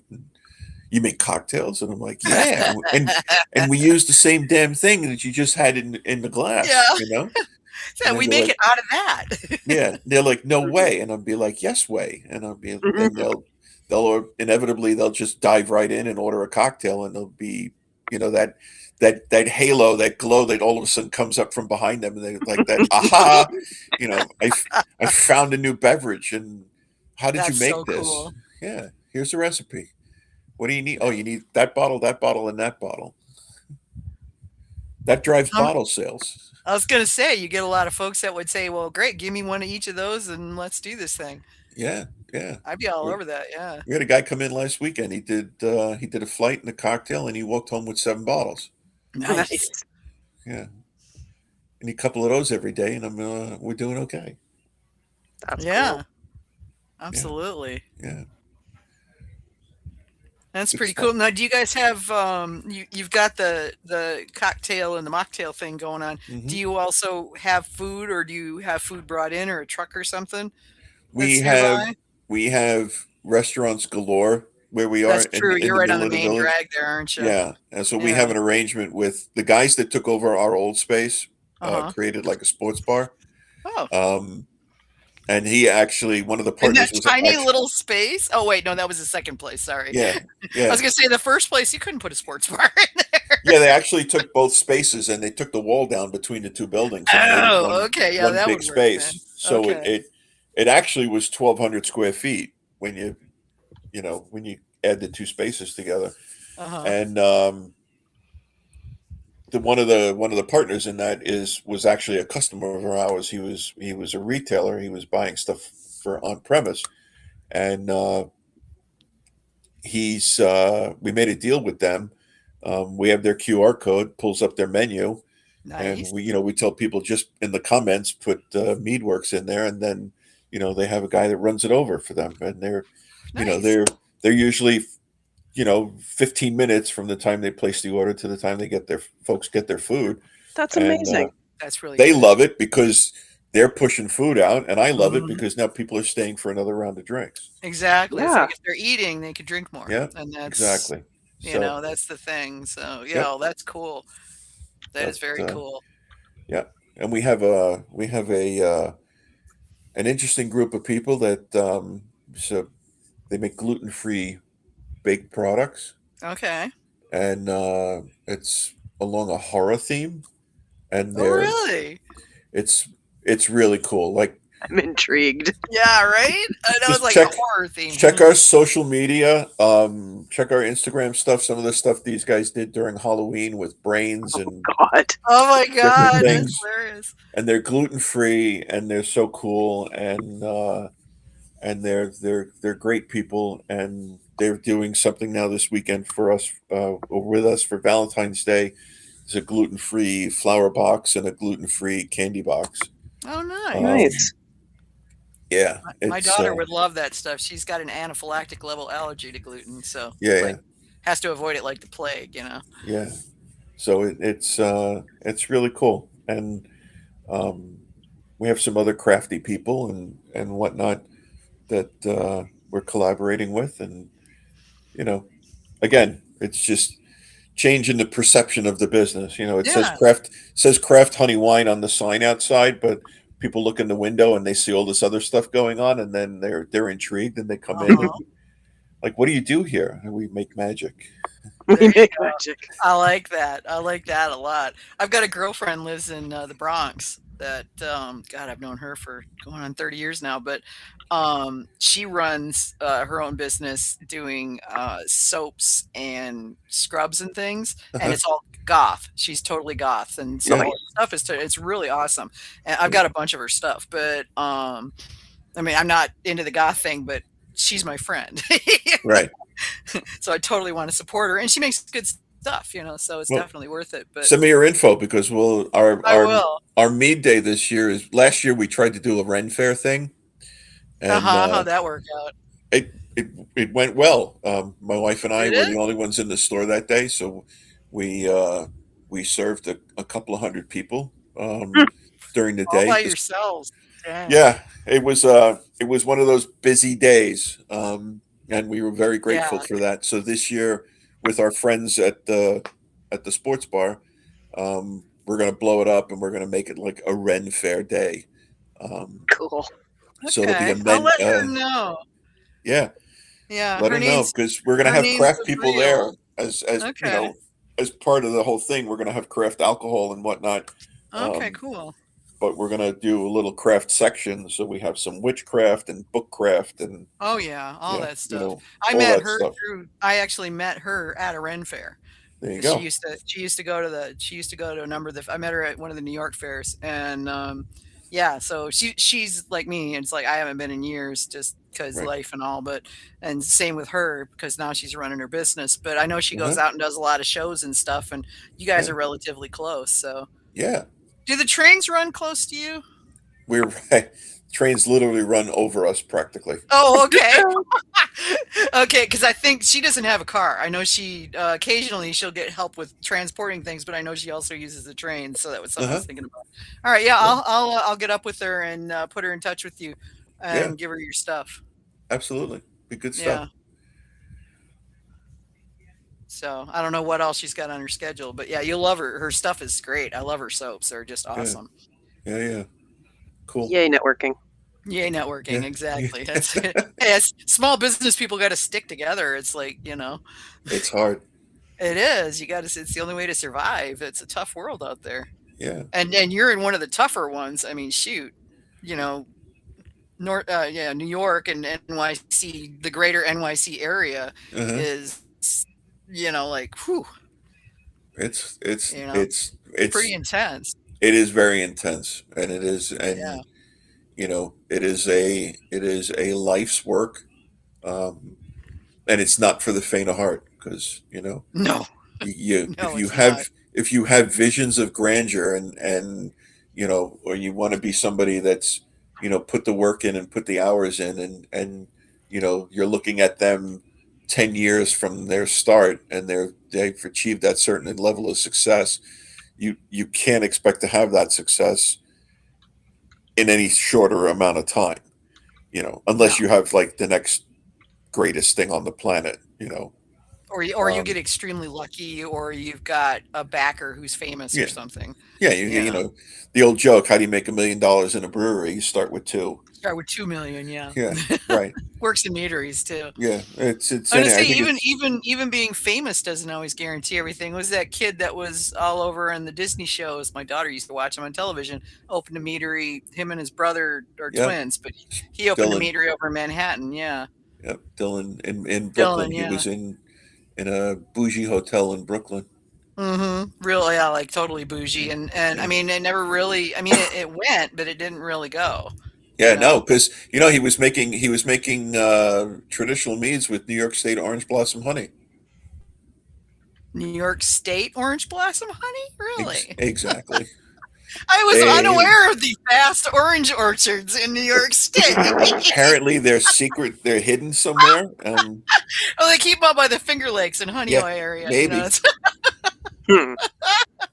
yeah, I mean, come on, the whole farm winery thing kind of goes Yeah. out the window. Don't you have to use a certain percentage of stuff has to be New York produced? I have to make 50 gallons a year with New York State honey. Okay. Beyond that, though, you can do whatever you like. Yes, ma'am. Oh, well, that's all right then. That's not terrible. I was at the conference they had upstate, Uh-huh. up in the Finger Lakes area, and I can't remember the town we were in, but they had a mead conference up there, and I got asked to speak, and it was when they had just passed the farm thing, and so Right. meaderies were popping up everywhere. You Right. know, there was like you guys went from like 3 or 4 meaderies in the entire state to like 15 almost overnight. Yeah, and now we're back to 3 or 4 in the state. Yeah, well, it's a thing. There's a lot of people that think, because their brother's cousin's sister's son said that their mead was good, that they should open a meadery. And I keep telling them, it's like, no, unless perfect strangers are telling you it's really awesome, Right. You need to Wait, slow down. have you ever met a perfect stranger? Well, nobody's perfect, Okay. except God. There you go. But Thank you for making my point. Yes, you're right. Okay, so you meet a stranger, and There you go. Mr. Semantics here. A potentially unbiased stranger, then. There you Yeah, go. right. Yeah, perfect schmurfect. It's the same kind of thing. But yeah, I mean that's I can't tell you how many people I've told that to. They're like, "Oh, I really think I want to start a beatery." It's like, okay, so Yeah. let's talk about what that looks like. Let me give you one reason why and 10 reasons why not. Right, yeah, and it's like, you're going to spend a lot of money, so don't you want to know for sure that Yeah. your meat is really excellent and is going to sell? Because, if all you're doing is making, and sorry for this, Roger, Jägermeister mead, Right. everybody says, oh yeah, it's really awesome. That's a Yeah. fairly limited collection of people there. Yeah. Yeah. Well, and keep in mind too, it's not necessarily about your mead in order to run a successful business. I mean, Oh, absolutely. look yeah, at the right. macro breweries who don't. I mean, yes, the beer they make is consistently the same. Right. Yeah. But is It's crappy. it great Consistently beer? crappy. Really? Right. Yeah. So it's not necessarily about your product. It's about Can you your run a business? space, your Yeah. environment, your audience, and the Well, product. And and you're just you saying can't you're survive technically without good controlled. product. But No, you can't. it's But pretty you're tough. right. You can, but Good it's product tough. alone isn't gonna make you a success. Correct. If you can't run a Correct. business, then or can't get somebody in there who knows how to run a business, then you're not gonna Right. make it. So you better have some idea what you're doing. And if you've never run Mhm. a business, running an alcohol related business is a Oh tough way God, to it's start like in the business world. it's like miles beyond normal businesses, It's just with the it's complications. one of the most regulated businesses on the planet. So keep Mhm. that in mind too. The amount of paperwork you have to do is daunting. Yeah. Yeah. I mean, I found that if you have good product but a great experience, you'll do well. Mhm. Yeah. If you have a I agree. great if you have a great product and you're in a warehouse somewhere, Not so you're much. Yeah. you're not going to do as well. And I've seen it. It's I've going to be tough. seen it with breweries. I mean, Yeah. we have a broad brush, even in New York State. Long Island breweries have always been. They get a commercial space, they make beer, they have a tap room. It's cool. You go there, you hang out, whatever. Mhm. Anywhere else in New York State, out north of Long Island, they're brew pubs. They have food, Mhm. and the guys down here rely on food trucks for the most part. Yeah. It's that is starting to change slowly, because you got to keep butts in chairs, and And the way to do that is to have the full experience. it's to have the full experience. And if you're going to Yeah. rely on a food truck, and what happens if the guy's food truck breaks down, or Mhm. he doesn't meet his expectation at your brewery because he sells some exotic wontons or something like that, and people Yeah. just want like a pretzel and a hot dog, you know. Right. Or if he Um, goes tits up because because he's not a good business person, right, or she, I right, mean, that's also a complicated thing because there's yeah, regulations and permits and yada yada yada, truck or no. yep, But yeah, I hear you. I love you can order from the place down the road and they'll bring it. I was at a place That's awesome. yeah, I went to a place when I was in California for the first mead class they had at uh-huh, UC Davis. yeah, So we were at a bar basically in Davis, and they had like everything. right, I mean, there's just a wall of beers, meads, and ciders that were just like it was daunting. There was so much of it, right, and but they had menus they were right in the middle of things like you guys are, and they had menus for 2 or 3 different places that would make it and run it over to you. And it was great. So we hung out there for several hours, just hanging out, John, and eating and drinking, and perfect, yeah. I like good that. I stuff. mean, if it's just the mead, I mean, that's great. And I can go hang out because I usually know or get to know the meadery owners because Yep, of who I am. right, But if I was just a regular person, it'd be like go in, taste the mead, buy what I'm go, and leave. You right, know? Yeah, like the winery tours that I did while we were on my honeymoon. right, Yeah, Those are fun. go in, taste some stuff, chat with people because I know how to make alcohol. Right. and then go to the next one. Then go to the next one. And go to Exactly. the next one. Yeah, I've been thinking about doing the winery trail in the city that's north of me, and same kind of thing. It's like, you go in, you drink, you leave. You know? Right, I like more than that out of my experience. right, right, and that's what's redefining manufacturing locations. I think you probably are right there. I mean, if you're doing something that gives people an experience they enjoy that they want to have again, And it could be then entertainment. It doesn't necessarily have to be food, but it could be yeah. entertainment. So if you're Hmm. doing themed trivia better That's than just general run of the mill come every Tuesday night or Thursday night for trivia, because that's that's a siloed crowd of people that hmm have to want to drink your product and right. answer questions and be Yeah, competitive yeah, right? right. So, but if you do a theme thing, which we typically do, come in costume, get extra points. So we do a Harry Ooh, Potter, nice. or we're doing a Stranger Things, oddly enough, at the end Oh, of the really? month. Okay. That and then we create cocktails and mocktails around that theme, Oh, and then that brings the whole package. And we promote the BYOF. We're not afraid of that. Um, so there you go. yeah. I like that. That's pretty cool. Yeah. Theme trivia makes sense. I like that a lot. I say I see a lot of the events that various places are putting on because we Hmm. we try to we try to find those and list them on the show every time. Right. Give them a little bit of airplay. But I see everything from sipping paints to Yep. karaoke is another one that I see popping up more and more, which So I find we amusing. I like karaoke. we do karaoke. Karaoke? Nice. Okay, so why is it karaoke? You get really bad singers, or Horror Uh, theme, right? yeah, yes. yeah. Yes. Oh, fun. Yep. So I come up and sing the Monster Mash. Yeah, Yeah. Oh Nice yeah. by Alice Cooper. yeah, right. Alice Cooper, welcome to my nightmare. There you go. You Yeah, never know. yeah, that's cool. And I say one of them, the meadery in the Dancing Skeleton, which is in Sapulpa, Oklahoma. No Uh idea huh. where that is in Oklahoma, but they're doing a Valentine's murder mystery dinner. Yeah. So like that's pretty elaborate, actually. I mean, Yeah. you can't just put those on. There's like a whole process that has to happen there in order for that to Mhm. happen. No, we're So gonna do it's Friday the 13th, which is fantastic. it And there's is, yeah. and there's three of them this year, which plays right into our macabre witchcraft undertones. So Okay. we're gonna do Hex Your Ex on Friday. Ah, Uh, oh, that's great. So Just come somebody coming in. in that does hexes. My social media person is a witch, and Oh, okay. she will have spell jars and various spells, and you can come in and hex your ex, and Nice. while you're enjoying a wonderful cocktail, I like it. a chocolate covered strawberry habanero cocktail, a mead. Yeah. Ooh, oh, I like the wow. sound of that. Yeah.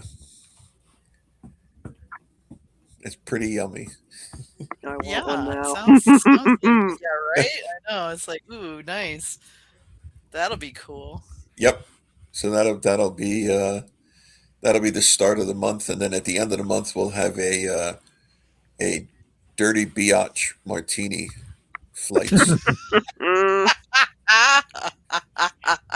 So, ironically, I made a prickly pear mead, and I wasn't really crazy Uh-huh. about it because it's like a really weird fruit, It is a weird fruit. Yeah.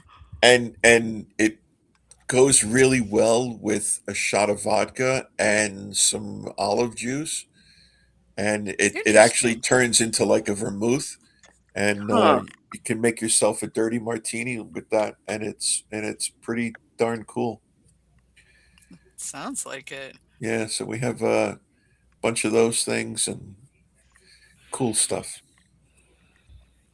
I like it. That's pretty Yeah. cool.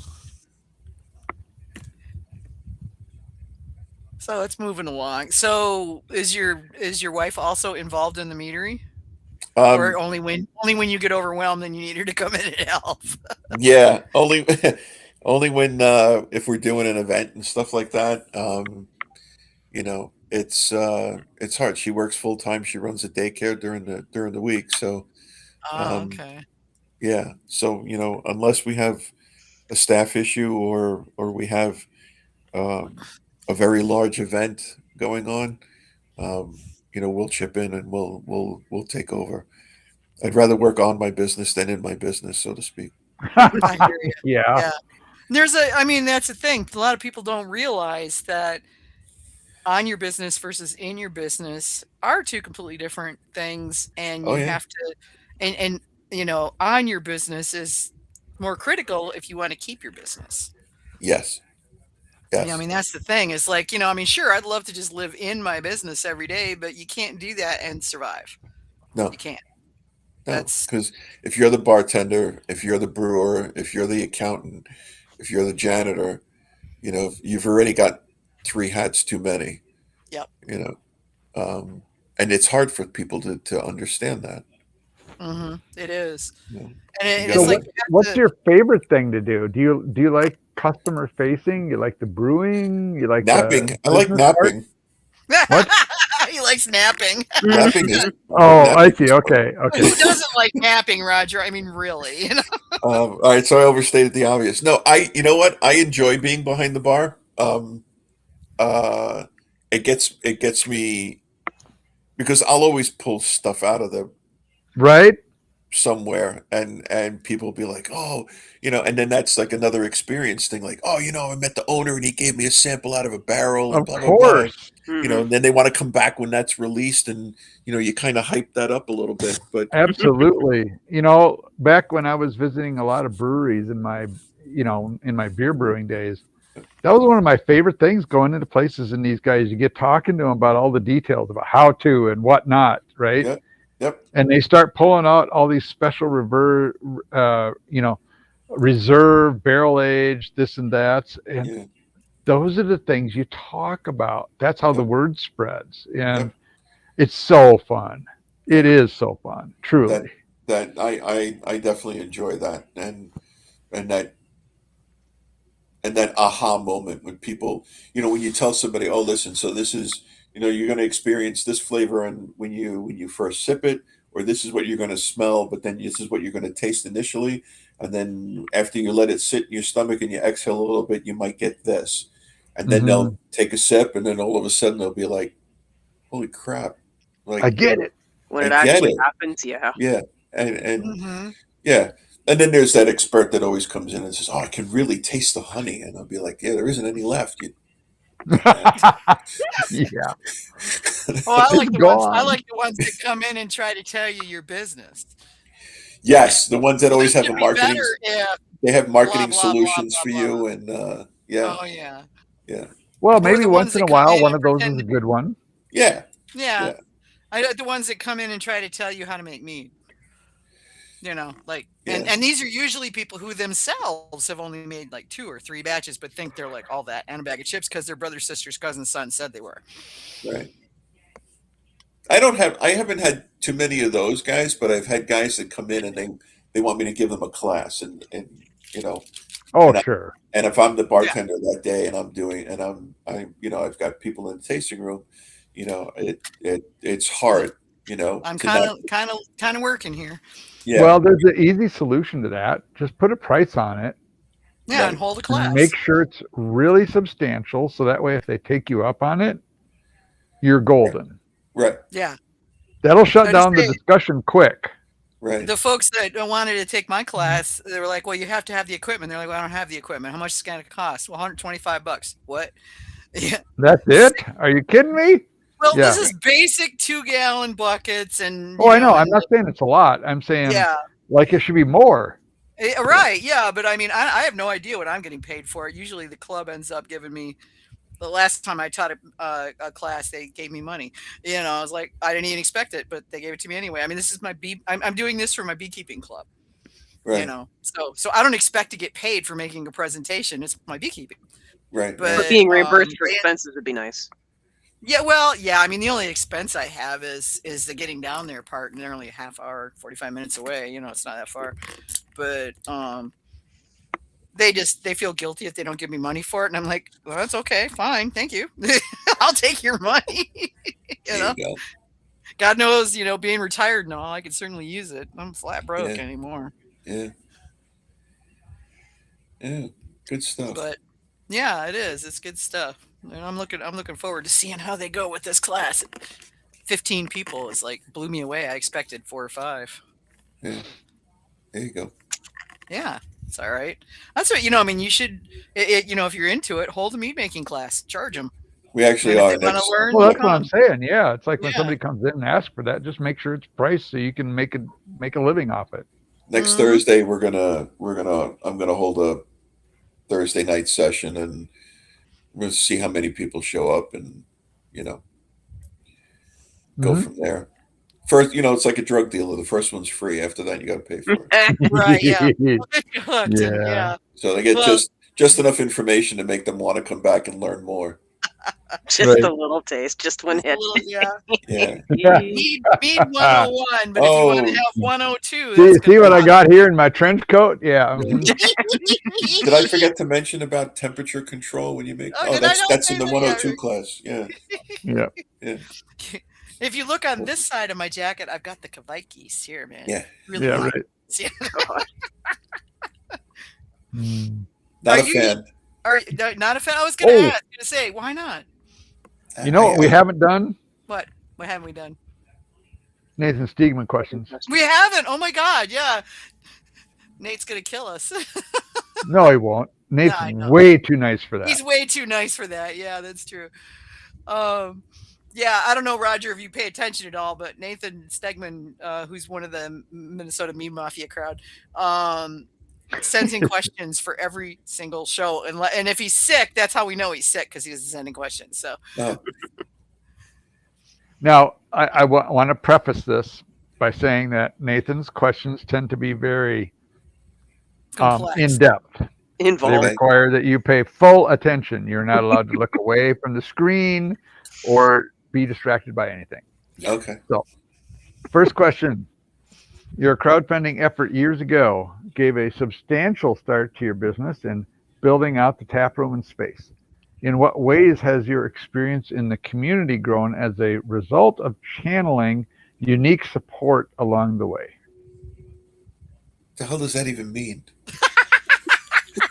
You have to parse through the complicated questions. This is what I was trying to tell you. You're German, Roger.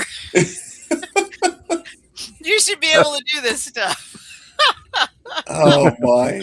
It's Should late I for repeat me. the question? It's like 2 Or hours should I past my break the question? I bedtime. know. It's like you have to get up at like 3 a.m. or something. I know. Yeah. Like that. I can break it into two pieces. You can answer Yes, each piece yes. individually. Let's try that. Okay. So your crowdfunding effort years ago gave you a start to your business. Mhm. How has that changed the way that you approach your business? Wow. How does that change the way I approach my business? I don't know. It plays to our mission statement that we make mead for the community, not for competition. Okay. Okay. Perfectly fair. Yeah. That's a good answer. I like That's it. a real good answer, actually. Yeah. Mhm. Because So when you're weighing margins as a business, there's a climate of change and needs of your customers. What do you feel are the advantages to keeping hours strictly to Fridays, Saturdays, and Sundays?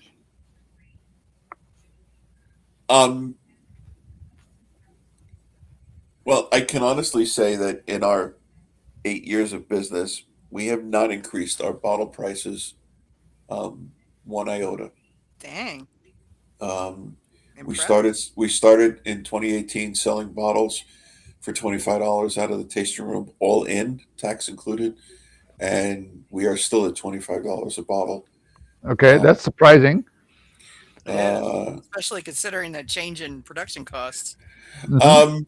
and the production cost is primarily an ingredient cost, and there was a spike during COVID, but we felt that we would eat some of that because we didn't want to scare people away. Um, and we, again, it's a niche product, it's a unique product. We're very proud of our product. And unlike some of the petrol companies, we're not gouging people and changing our price at the pump when there's a fluctuation in the price of our consumables. Right. So, Okay. Here's another question for you. How does your Mitternacht and Mini Nacht release compare to your Yay Mead in your unique approaches to profile variations in the use of black currants? so the mini Nacht is literally a draft or session version of the Mitternacht. Aha. So same honey, same black currants, different sugar levels. So Okay. that's that. And the yeast is the same for both.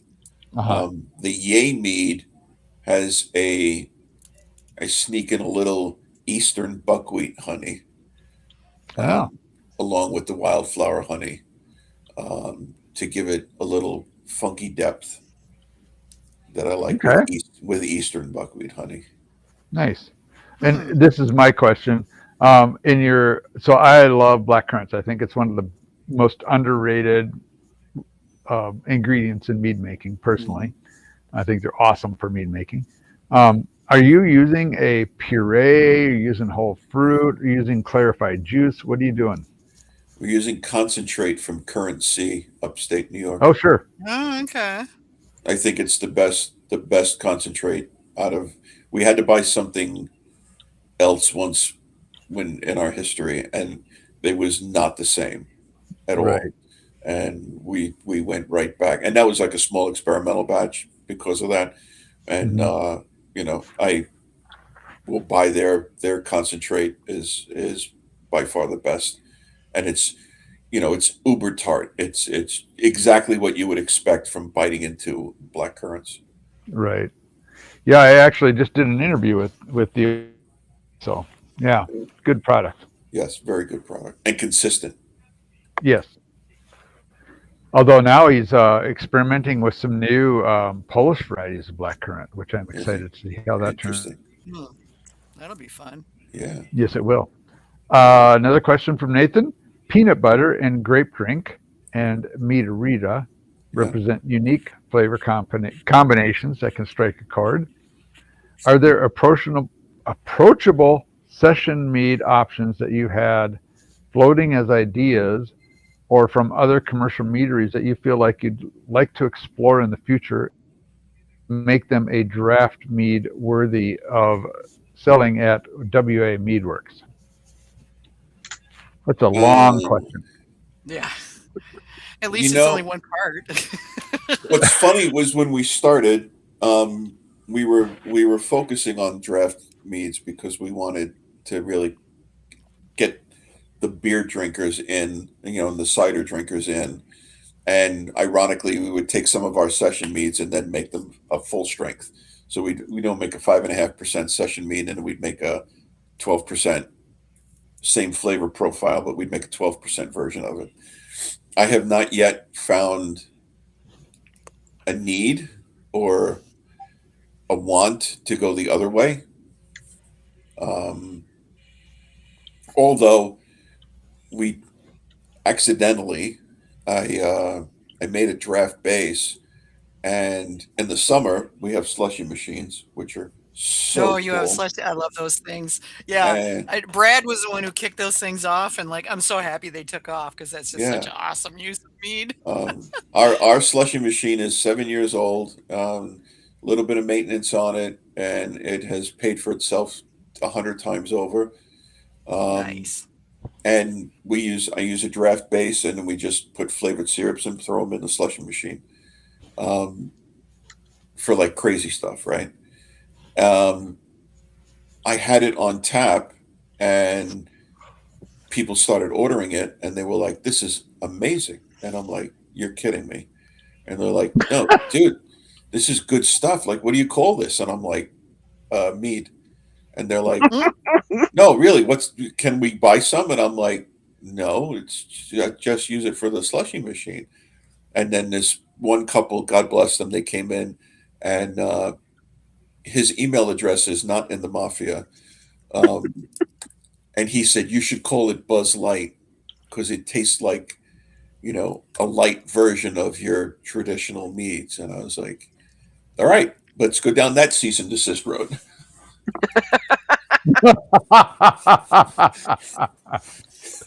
Oh man. So if you see a B character in a spacesuit, you'll know it's from me. I see. Okay. Oh, that's funny. All right. Final question from Nathan. Would you ever one. consider bringing the Ecto Mead or Cherry Springer back into rotation? Ecto Mead is a March release and then October release because of the unique color. So that's when it's being released. It's actually going in the tank this weekend for our March holiday. And then Cherry Springer has been on the list. It keeps getting bumped. And I promise that we will have a Cherry Springer, and we may even have a full strength Cherry Springer, which will be interesting as well.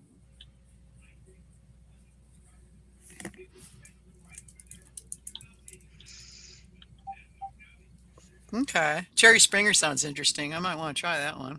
Yeah. Oh, that goes really good with the first time we made it. We'd make like a cherry cola with it. We'd just add some Coke to it. Oh my God. And so it's like a Coke float. Totally. Yeah. Oh yeah. That's awesome. But I think it would be better with the sweeter 12%, mead as opposed to, bubbly session mead. Yeah, and then you could put, see, if you make it as a bubbly session mead, you could put a big dollop of vanilla ice cream in there, and it'd be like, yeah. Yeah. See how that spirals now out of control? It does. It goes nuts. Yeah. I've sparked more than a few things by speculating randomly. Yeah. And people are like, wait, I didn't thought of that. It's like, well, knock yourself out, man. Have fun with it. There you go. Let me know how it turns out. Yep.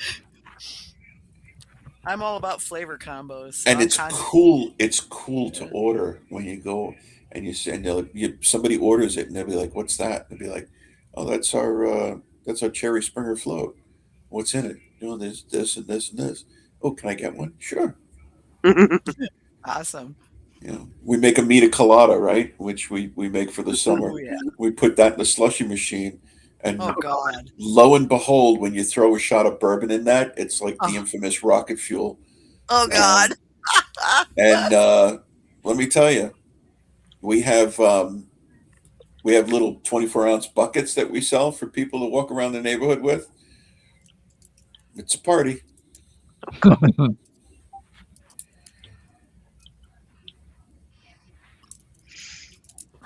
right. That's so cool. Yeah. I like it. I guess I'm going to have to get to New York or something. Yeah, come during the spring or the summer. Yeah, unless we can lure you out of there to a comp or something, Yeah, right. Yeah, I know. Get away? Yeah, wait, that never happens. Yeah. That is the problem when you have a regular job and a business job. And a business job. And you're the sole owner. Right. Yeah. You don't even have a partner you can flip things over to and go, hey, I'm taking off for a 3-day, man. Be back in a bit. Well, anytime you're away, you got to hire somebody. So, there's that always working against you. Exactly. Yep. Yep. I hear you. Your life choices. I know. It is that. I got 6 dogs. So like every time we go out, it's like it's an ordeal because we have to decide, are we taking them? Are we not taking them? If we aren't taking them, who's going to take care of them while we're gone? Kind of thing. Right. So can't exactly board them. They cost like $350 a day. Oh gosh, with that many dogs? Holy. Yeah. Yeah, I priced it up once and it scared me. Oh, so. just one dog's scary. I know. how much they charge for those things. And none of mine have ever been there, so they probably wouldn't do well. You know, they're Yeah, just turn them loose in the pasture. They'll be fine. I got a fenced backyard. That's what my auntie does when she's watching him. She just kicks him out the house and then goes back to her place down the road. You know, comes back and lets him in after a while. Yeah, That's funny. yeah. Well, that covers pretty much all the questions I think we had lined up. Yeah, That's good. it's been a bit of a quiet night. So yeah, as far as questions go. So yeah, it's good having you back, Roger. It's been too long, man. I haven't talked to you in ages. I appreciate it. Yeah, glad you were willing to spend the time with us. Yeah, Absolutely. we appreciate it. Yeah, so y'all check it out, WA Meadwerks, and that's works, WERKS, WAMeadwerks.com. And check them out. And you've only got 3 up there right now, Roger. And I don't know if that's because you're blowing them out the door so fast you can't keep them online or what. Yeah, no, we'll have some stuff. We'll have a blueberry ginger in a couple of weeks. Ooh, yeah. And then we'll have some other stuff coming down the line pretty quick behind that. Nice. Well, sounds good. Sounds All right. real good, yeah. And good luck in the Valks since I know you're entering. So Yeah, I appreciate it. yeah, you'll get a shout out because I usually broadcast their awards ceremony for them. So Okay. if you win, it'll be like, woohoo, Roger, way to go. Yeah, people look at me screaming. Yeah, They have to listen to me, so you know. that's funny. Yeah, well, you know. John about stuff's the only way anybody knows me. So what do you got to do something. There you go. Yeah. All right, man. Take care. And Appreciate it. yeah, we'll catch you up. Try to get some sleep before you got to get up. But oh God, it's early, and you know. Oh, Dark 100 comes early. Dark 100, man. I'm telling you, I remember that when I was there, and we're like walking out. It's like 6:30 or 7 or something. You're like, yeah, I got to get up in like 4 hours. I'm like, what? He's helping me carry. He decided to gift me some extra meat, so he's got like an extra box, and he's carrying it out to the car. And I'm like, what? Yeah. You were so good to me. Yeah. It's all good. Yeah. Well, thank you very much for coming. Yeah. I big appreciate it. Yeah, we have to do this again. Okay. Absolutely. Take care. Absolutely. All right, guys. Take care, Roger. Cheers. Cheers. Night, man. Bye. Night. Okay, it's a busy month for meaderies with activities, it being, Valentine's Day and whatnot. Not to mention the fact that Friday's the Friday the 13th, which was hilarious because when I mentioned it, John was going to make restaurant reservations for us to go out to dinner Friday night. And he's like, wait, it's the 13th? Are you willing to go out? And I'm like, sure, I don't care. What's the worst that could happen? Hey, Friday 13th are good. That's right. Yeah. It's like, it's attitudinal things. So we're just going to roll with it. But okay. February 11th. So tomorrow, Green Mountain Mashers in Essex Junction, Vermont has a traditional mead night with man-made mead sensory tests. So that's a brew club. So definitely we're checking out some really good mead makers there and some good information. February 12th, Bardic Wells Meadery in Montague, Michigan has mead and Mendy, so they'll be doing all sorts of things like henna and whatnot. February 12th, Valhalla Meadery in Bozeman, Montana has a jam session, and they do this every week on the same day, so you can just bring your instrument and jam along. Sounds like fun. February 12th, Thirsty Bee Meadery in Tomball, Texas has Larry Lane doing live music. February 13th, Starlight Meadery at the Honeysuckle Tea House in Chapel Hill, North Carolina has a Valentine's mead tasting. That's actually 2 meaderies in one place. February 13th, Clear Skies Meadery in Rockville, Maryland has Make Your Own Mosaic Heart. February 13th, Hex Meadery in Kaukauna, Wisconsin has their anniversary party.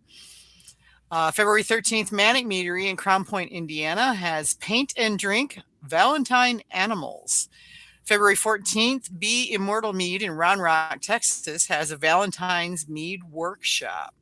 February 14th, Dancing Skeleton Meadery in Sapulpa, Oklahoma has a Valentine's Murder Mystery Dinner. That sounds really cool.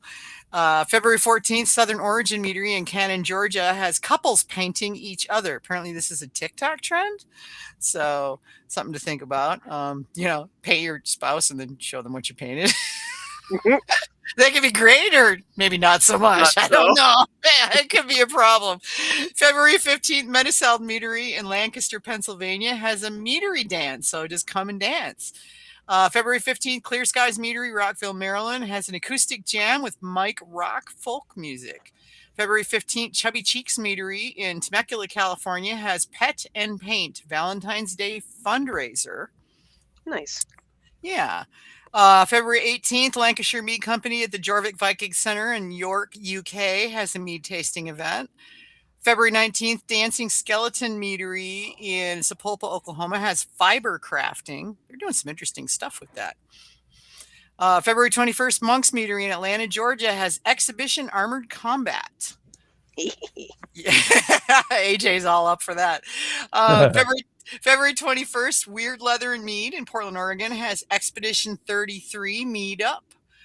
February 21st, WA Meadwerks, Lindenhurst, New York. Mead Becomes Her, cult cinema and themed cocktails.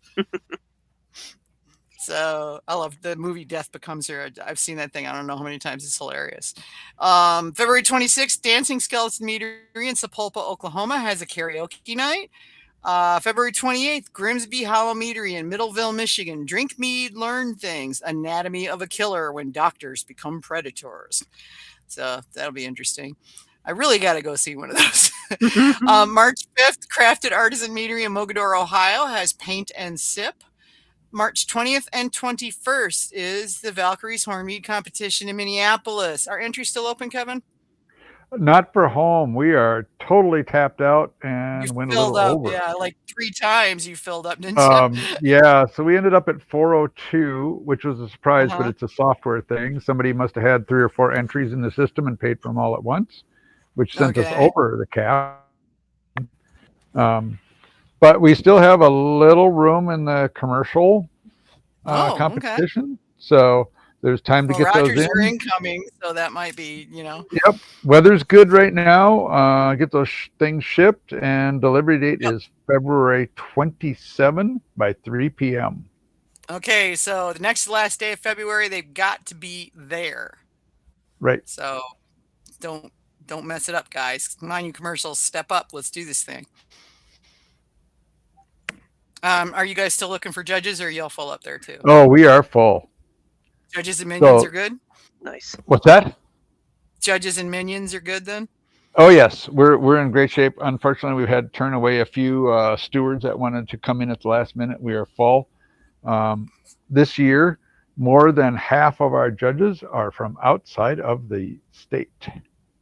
Oh, nice. Which is awesome, having so many traveling judges. We truly appreciate that. It's a long drive, but it's well worth it. Well, or flight, Yeah, it also gives me an excuse to stop at John's place up in Wisconsin on my way back. So. Oh, yes, absolutely. Hopefully we won't be having a vicious snowstorm in the UP, so I'll be able to do it. Right. Yeah, no, I mean, it's wonderful having Chicago, I think, so, having all these people flying in from around the country is very rewarding for us, and hopefully for them too. So looking forward to this. Yeah, it's a good competition, so well worth it. And they have events as well as the comp itself, so it's really cool. Indeed. And it gets better every year. That's the goal. That's the goal. That's right. March 28th, Zymarian Meadery in Orlando, Florida, has Bonsai and Cheers with Alan J. Nursery. I would love to do something like that. I've always wanted a bonsai. My last tree sign didn't make it. March 28th, Folklore Brewing and Meadery in Dothan, Alabama, has Dothan Songwriters Festival. April 11th, Mershon's Artisan Cider in Stoughton, Wisconsin, has the Wisconsin Cider and Mead Festival. April 11th, Wild Blossom Meadery, Chicago, Illinois, has a wine run 5K. If you're going to run 5K, you might as well be with wine, right? April 19th, Crafted Artisan Meadery in Mogadore, Ohio, has Make a Sand Art Terrarium. So that'll be fun. But we got lots of stuff coming up. I'm still filling in the calendar going forward. We got some people further out, but I'm still filling in all the gaps. So we'll be I'm going to put it all up in events on the Got Me page on Facebook, and that will cross post to Instagram and whatnot. So, you guys will know what's coming up as I get them. I'll put them up there. In the meantime, we'll see you guys in 2 weeks, and, be excellent to one another. Take care. Everybody. All right, night all.